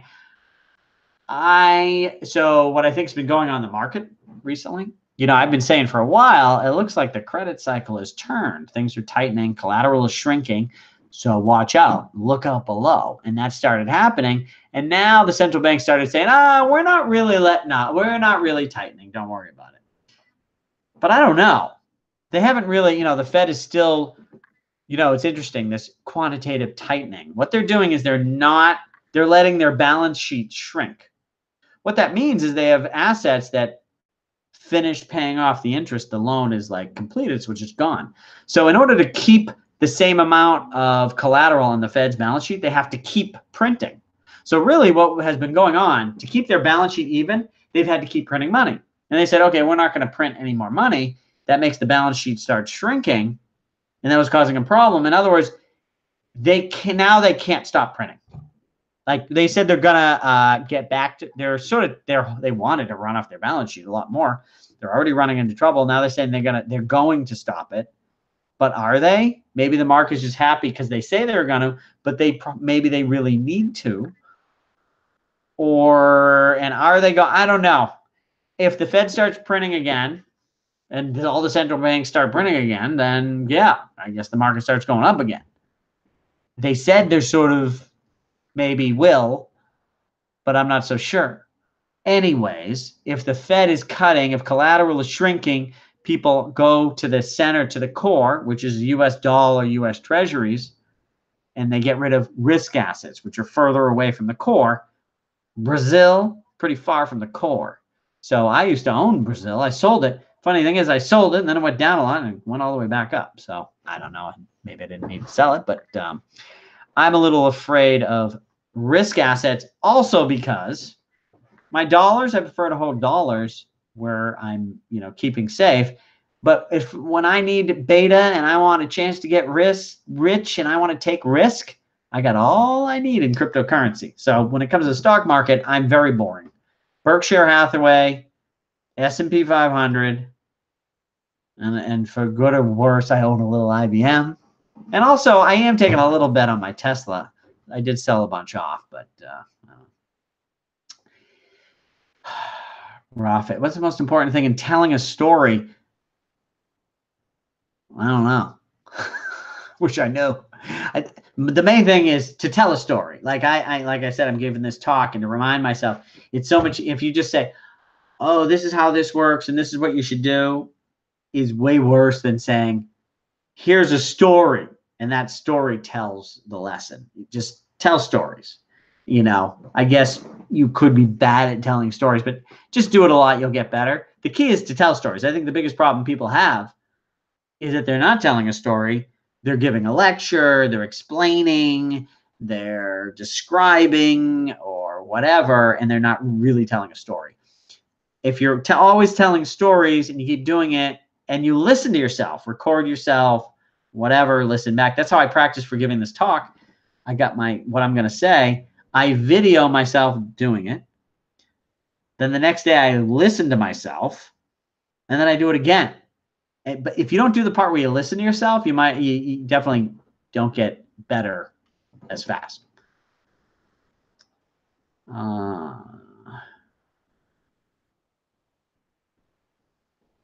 Will there be a time when the average person can't afford BTC in your opinion? Well, BTC, you can buy 0.000000001 BTC, which I think right now is many points less than a penny. So you can always buy a fraction of a Bitcoin. I don't know what the numbers are. If it goes to $10 million, maybe one Bitcoin will cost more than somebody has money. But I think you can 0.0011 Satoshi. There's .00001, and then that's Satoshis are everything before the decimal point. So anyways, you can always buy a fraction of it. My answer.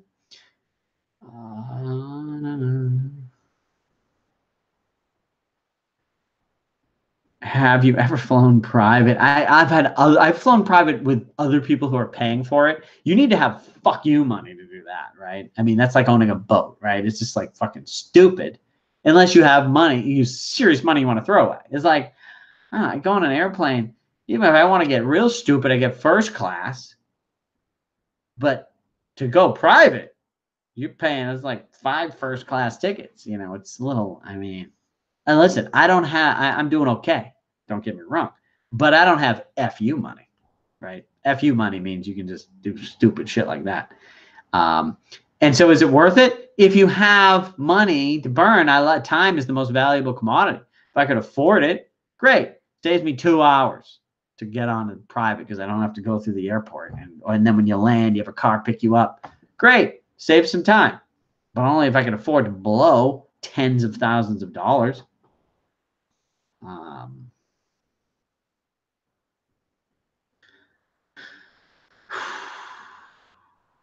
Whatever happened with your Tom Brady trainer session? Didn't I talk about that? It was fucking great. And that's an example of going to experts. I never knew how to secure my core. Like seriously, how many trainers?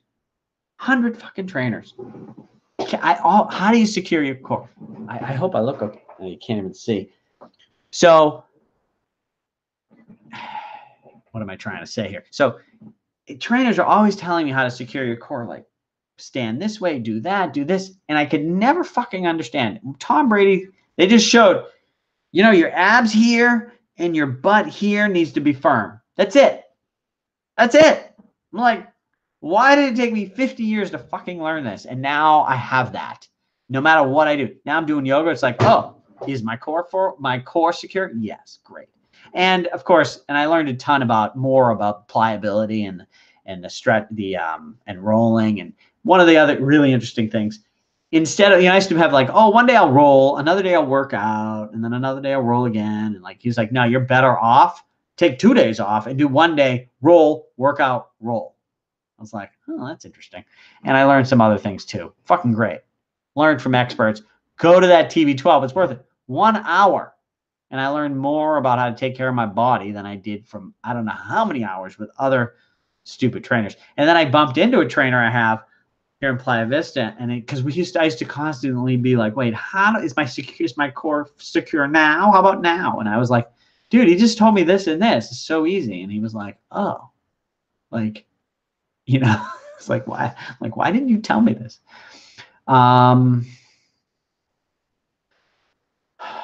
What else? Is it possible there's a back door in BTC? No. If there's a way to steal it at $60 billion and it's been 10 years, someone would have fucking broken in. Okay. It's not happening. Oh.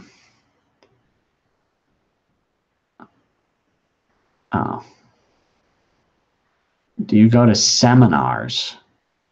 I tell you what, I love not leaving the home, and I got to tell you, there's so much great stuff in YouTube. Like if you want to listen to great people talk, and there's great conferences, and they usually put it all on YouTube and just watch on YouTube. That's what I do. I don't get out of the house much. Oh, but I am on Saturday night. I'm going to a carnivory dinner in LA.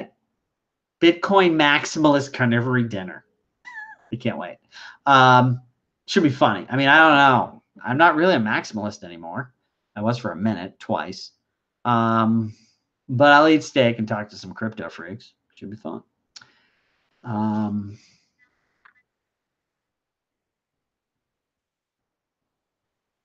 Is that how you read, not the whole book? Yes. One of the other things Ty Lopez freed me from is the idea that you have to read every book from beginning to end. If there's one paragraph that interests you, read it. If you get bored, put it down. If you want to read the conclusion only, do it. The idea is to learn something. And the price of books, the things I realized is like a book costs whatever, $7 to $12. if I learn something of value, just one friggin' thing of value, good value from that book, it's worth $10, right? So I'm just like, if a book looks decent, I just buy it. I don't give a shit. I'll probably learn something, and it's worth, think of how many other things you spend and what you spend money on. I don't think twice about books. If I think there's a chance I'm going to learn something, I do.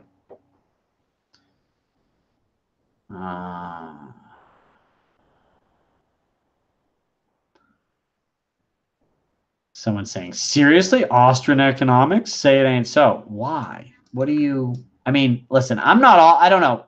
Austrian economic economists, they all thought there was going to be inflation from Fed printing. They're wrong. There wasn't. They've been wrong on a lot of things. I'm not like some, but you know, there's a lot there that is interesting and makes sense. Certainly, nothing's more stupid than Keynesian economics. That's for sure. I did not read this book, Michael Mahoney's Gold and Silver.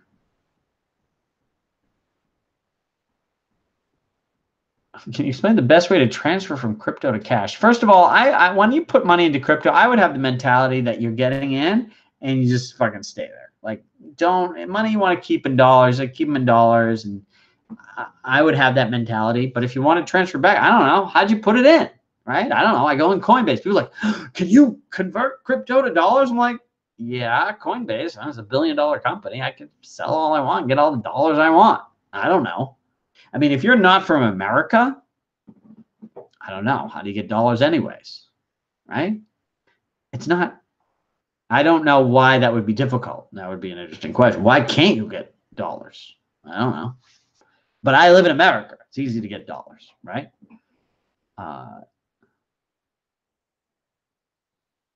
And so how do you, why, it's hard to find an exchange and getting your coins out is a hassle?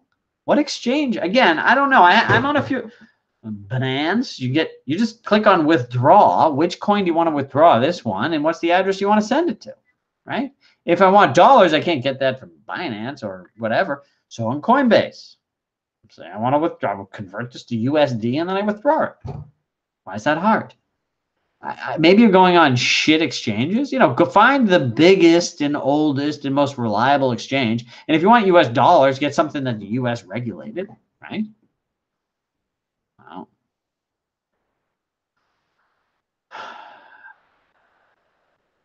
They went 6. Oh, it's this Smartland. Someone's saying it went up 6x. Let's look at this. Went up a lot when they partnered with somebody.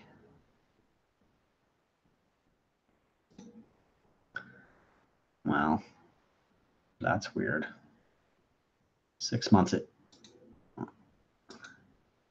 I don't know. Looking at this chart, there's like incredibly little volume and no movement. Is this the right friggin' token? Is this even Smartland? Yeah. I don't know.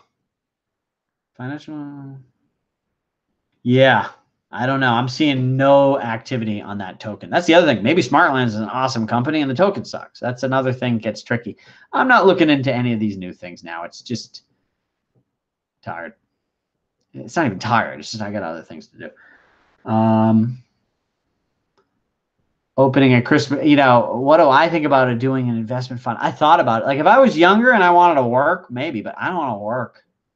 And that's a lot. It's a lot of work. I'm just doing my thing, investing on my own. It's easy. And if I'm wrong, no one's going to be mad at me. Plus, I tell you one thing that it's a little easier for me too, because I don't have to worry about anybody. I talked to this Travis Kling. He's got a hedge fund. And then I was like, we were talking stuff. And I said, you know, you guys probably think, you know, it's like Tron and BitTorrent. It's fucking stupid, you know, but it does gain value. These stupid things in EOS, these things have value. And he was like, yeah, we were there. They were there in the initial offering for BitTorrent. They could have gone in on it, but they said no because, you know, what are their if it doesn't work, their investors are going to be like, what are you, a fucking idiot? Because people, you know, you have to sort of deal with the social consensus, right? Now, I don't buy BitTorrent. I don't like it, but let's say I did. I don't care what anyone thinks. I'm just going to fucking do it. If I have a bunch of investors and then I do it, then it's taking a double risk, right? Not only in the investment, but in everybody thinking you're an idiot. Right now, no, I don't have to tell. If I bought something I thought was really embarrassing, I wouldn't tell anyone, right? Not that I do. I've told you what I got, but I don't even remember what question I'm asking. Top 5 coins, long term. I just, if you haven't seen it earlier, I talked about portfolio, right?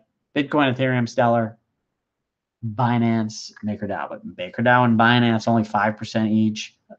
Stellar 15. Ethereum, I'm growing it to, I think I said, what, 30, and Bitcoin coming down to 45 in the long run. Bitcoin was up to 60. It's still, I don't know where I am, but long term, a little bit less.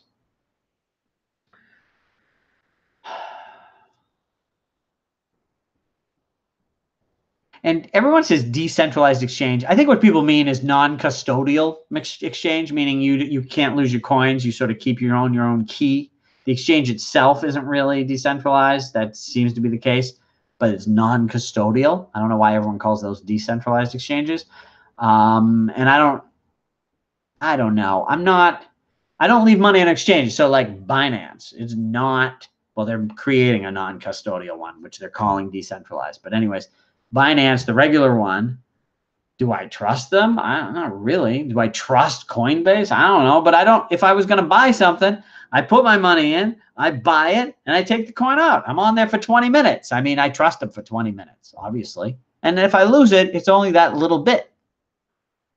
So, you know, what do I care about a decentralized exchange? I don't.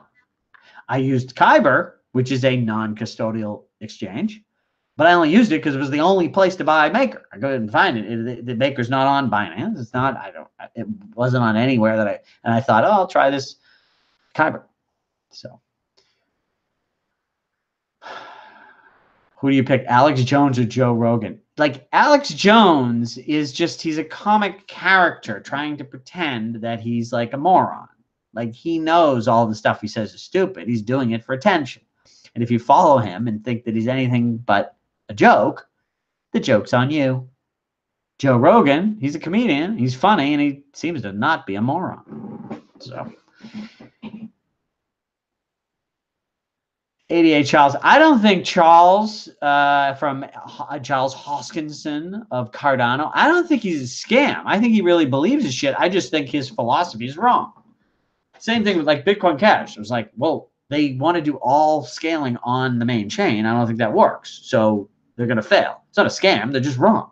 It's like if you see a restaurant open and they're selling, I don't know, waffles with ketchup. It's not a scam. They're just going to go out of business because nobody wants waffles with ketchup, right? And so Hoskinson, you know, peer review and academics. Listen, I don't know. I've been in business for a long time, and I do not get business advice from academics. And their speed, and like, I think their philosophy is just going to fail because it's not going to work. It's not a scam. It's not stealing. He really believes in his shit. He thinks it's going to work. It's not. In fact, there was a little debate on Twitter I saw recently. I thought it was funny. We were like, oh, you know, no commits, nothing's launching on these networks. And one of them was Cardano. And Charles Hoskinson came on. He's like, what do you mean? We've had 100 academic reviews. We've had 200, you know, all this analysis. And he doesn't even get that the point is, people, you need to launch shit. Like, no one cares. I mean, I'm not saying it's bad to have some economic review or, you know, peer review or whatever his, you know, scientific this and that. That's all wonderful. But at the end of the day, you got to launch shit. And he's not launching stuff. And he's like, I don't care. Well, we're not launching stuff, but we're reviewing a lot with academics. How can you criticize that? Like, he believes in it. Just think he's wrong. I know you hate to talk about this, but that is a coin of mine. What do you think about Cardano?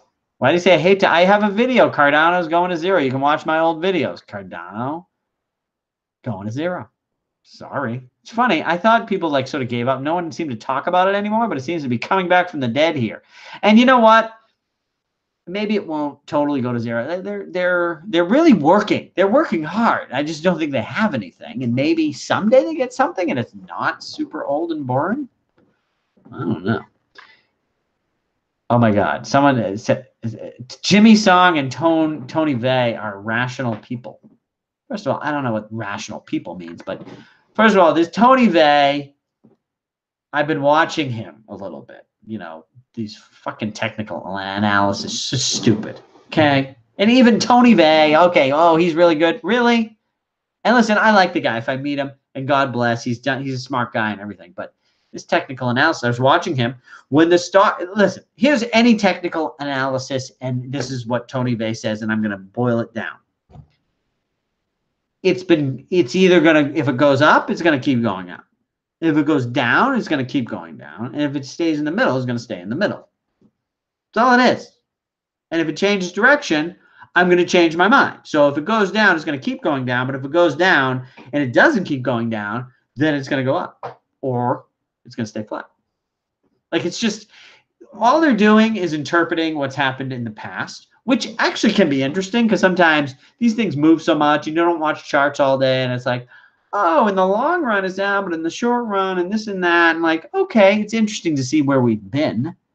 But if you think it predicts the future, it doesn't. And just in the 2 months I've been watching his chart analysis, when the stock market was plummeting, he thought it was just going to keep going all the way down.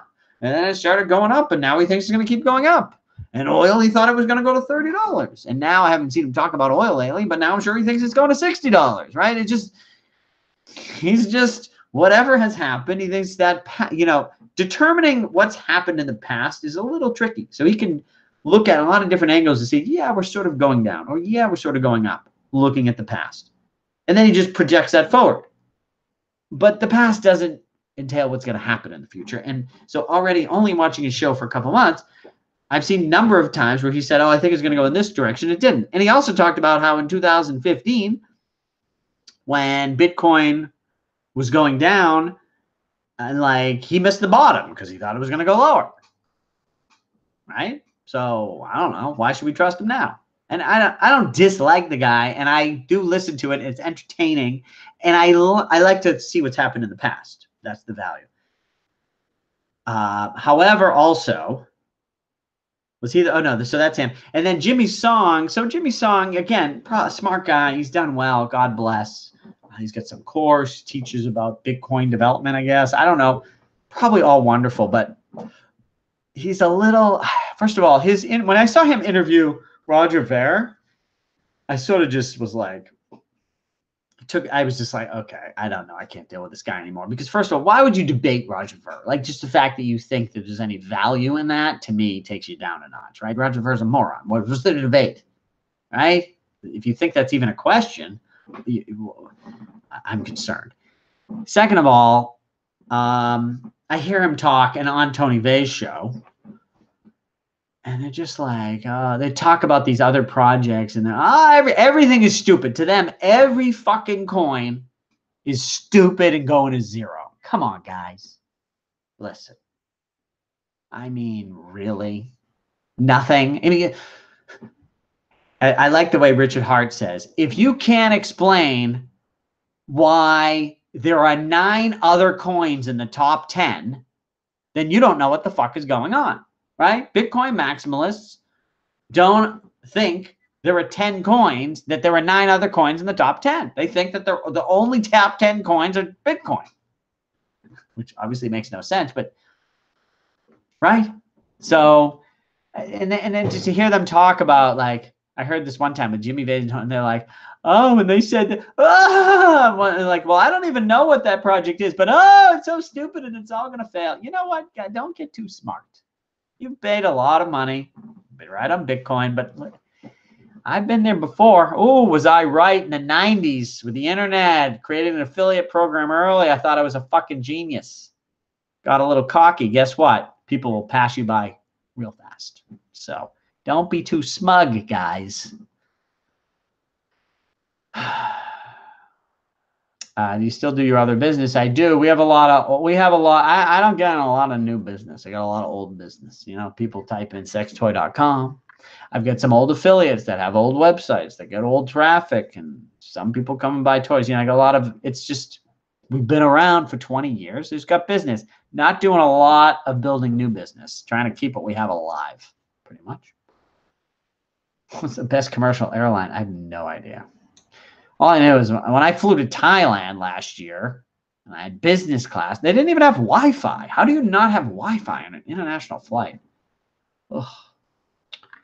What do you think of Chinese stocks? Zero idea, zero clue. And China scares me. I don't know much about what's going on over there, but it could be anything. Could be scary. Like I said, stocks, Berkshire Hathaway, S&P 500. That's it. AIG launching bet till end of the month. AGI. I don't know. Why not a date on Valentine's? Yeah. You know, I just started going out a little bit. Divorced a couple of years ago. I had to had to regroup for a while. Now I'm like, okay, I'll go on a date, you know. But you know, first or second date on Valentine's night, that's a tough move. It's a little much, a little pressure. I mean, you know what I mean? Plus, I don't even, it's like second date. Let's play $90 to go to some romantic restaurant. Like, what? No. I got, you know, I had enough activity in the 2009 to last a lifetime. As my father says, I got more ass than a toilet seat. Yes, I'm supposed to answer the latest, and here I am. How are you reading those chats? I don't know what that means. Were you in the movie Pain and Gain? The rich guy with sex toys that gets kidnapped? No. Oh, that doesn't sound good. What about XRP? So XRP, XRP and Stellar are very similar, both created by Jed McCaleb, or co-founded. Similar sort of theory. I think they're going for sort of similar thing. I like Stellar. On my channel, you can look my most watched video, Ripple versus Stellar. I talk about why I like Stellar better than Ripple, right? It doesn't mean I hate Ripple. I just think Ripple is more expensive than Stellar, but Stellar I like better. If I had to pick one at the same price, I would pick Stellar. Now, if Stellar was 10 times more expensive, maybe it would be another story. I don't know. But anyways, and Ripple, I don't know what to make of Ripple because I'm not into this whole partner, like everybody with the partnership. I like to see adoption. How many people are using it? It's like, we have a partnership. That doesn't tell me if anything. That means, what does that mean? It means they're testing it. It means they're trying it. It means, I don't know. Well, maybe it's going good, but they're not releasing the data, so I don't know. It's all this partnership bullshit.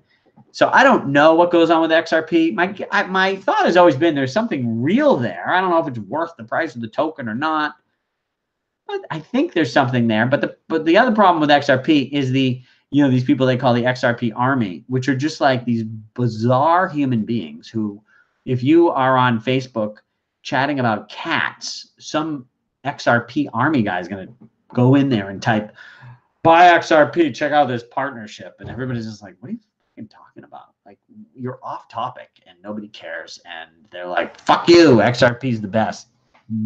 You're pumping your bags. Like, I'm talking about cats. What are you talking about? So XRP people are pretty insane. I think not all. I mean, listen, the CEO, Brad Garlinghouse or whatever his name is, probably a smart guy. The team, probably smart. I'm sure there's a lot of smart people involved. But for some reason, there's a huge group of young kids who support XRP in a almost socially violent, annoying, stupid way. And everybody hates them, including me. So that annoys me, right? That's another, I love the Ethereum community. It's my favorite. Bitcoin, I'm starting to get a little annoyed with some of the community. It's just the arrogance and the fucking let's only eat meat. I love meat, but really? Like now you hate people. Like, we're trying to have a big tent here. Now we don't want people who eat vegetables. Like, really? Anyways, I don't know what I was getting at. All right.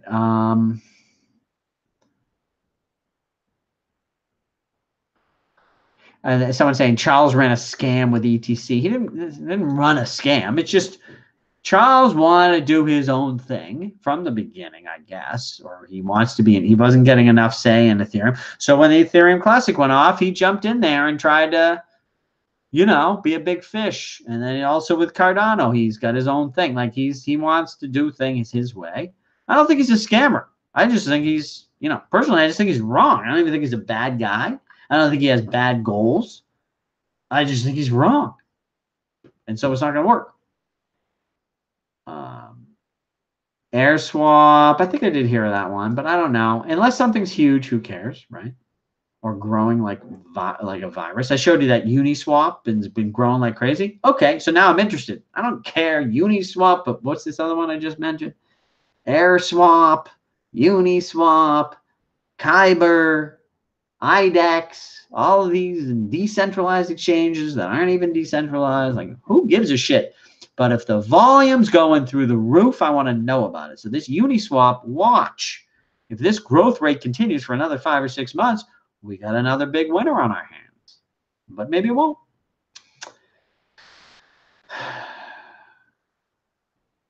Okay, I already did this. Let's go to the end. Chainlink, no clue what it is. 2022 Ethereum price prediction. More than one, less than 100,000. Are you Stellar affiliate? I've never been an affiliate of Stellar. I'm an investor in the Stellar XLM token. Or connected at all? No, I'd love to be able to interview Jed McCaleb if he wants to call, if you're connected, but I'm not connected to anyone. I was just doing research early before they were with IBM. I was just looking, you know, back in 2000. When did I start digging into this stuff? I think it was actually 2017. And yeah, probably spring 2017. And I remember just thinking, I just want to find something that's not going to like completely disappear. Like, what is going to last? And Stellar, I was like, okay, this thing is not going to go away because this Jed McCaleb, I had a couple reasons. So I got in early. And then they made the deal with IBM. I'm like, okay, now it's definitely not going away, right? So I'm not connected to anyone. I'm not connected with anything except for I have a cousin who's very high up in the NBA and I can get good tickets. Okay. So, and I have, never mind. Not really, I'm not related to anyone in the investment, but I had another thing, but I don't want to start calling names out. Okay. Okay, maybe I'm caught up here. Do you get paid in Stellar to promote them? No, they don't do get paid in Stellar. That's funny. Yeah, I bet XRP might. I wonder if XRP does that, and that's why they have so many morons who are fucking crazy about it. I'm just listen and get paid. How much are they going to pay me? You know what? Let me tell you something. This is an important lesson. You better all listen and listen good. Your word. Honesty. And this is something that grows over time. I'm very lucky that when I was younger, I decided to just be honest. And now I'm older, I'm always just honest and like, whatever. Like, it's also weird, like people who aren't. But what happens is when you start with that whole lying thing, as you get older, you build lies on top of lies and on top of lies. And eventually you don't even know what the fucking truth is. And then you're in trouble. Maintaining that honesty adds value throughout your life. And so for me, Stellar, never mind Stellar, you'd have to pay me $1 million to come on, make videos and lie. Seriously, fucking $1 million. For $1 million, I might lie. I don't know. Like, honestly, I'm so happy to live a life where I can just speak and say what I believe, listen, telling them what the truth. Truth means I'm assuming I'm right? If I say something that I really believe and I'm wrong, well, I'm telling what I think is the truth, but I'm wrong. It's not really the truth. At least I'm doing my best being honest. And the reality is, we say, oh, if someone paid me $1 million. No one's paying me anything to fucking lie. I mean, but if someone paid me, they had all these ICOs. We'll give you a couple $100 to go shill our shit.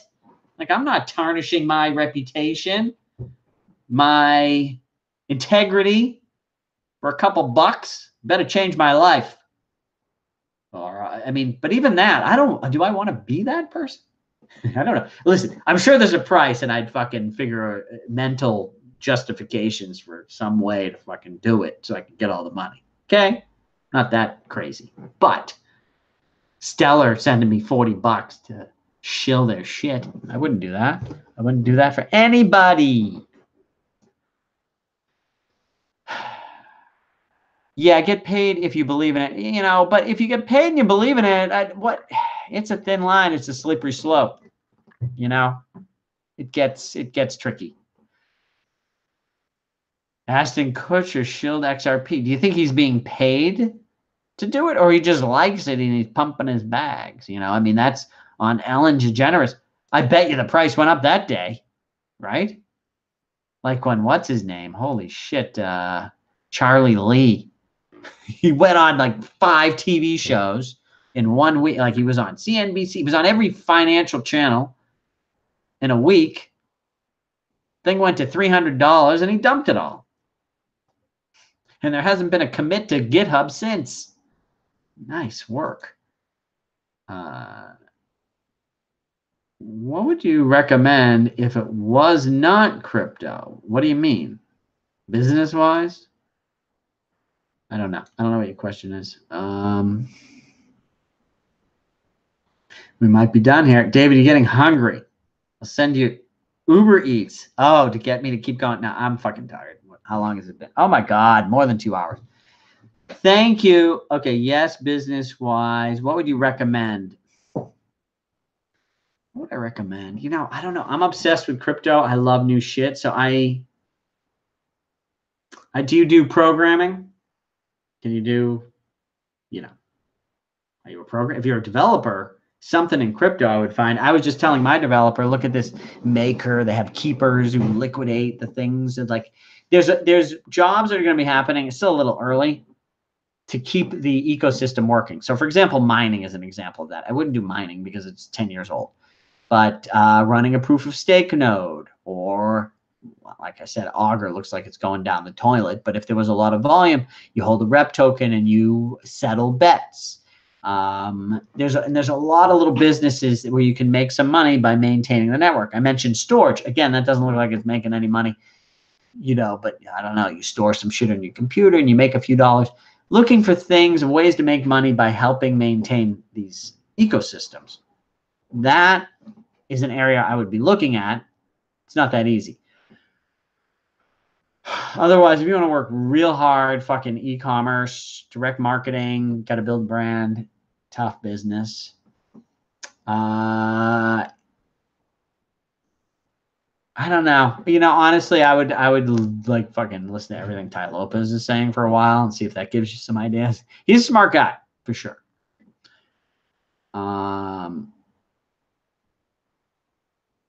ETH hard fork. I don't know what that question means. Upgrading to Constantinople end of February. That's all. That should be baked into the price. I mean, this thing's been coming a long time. So, all right, everybody.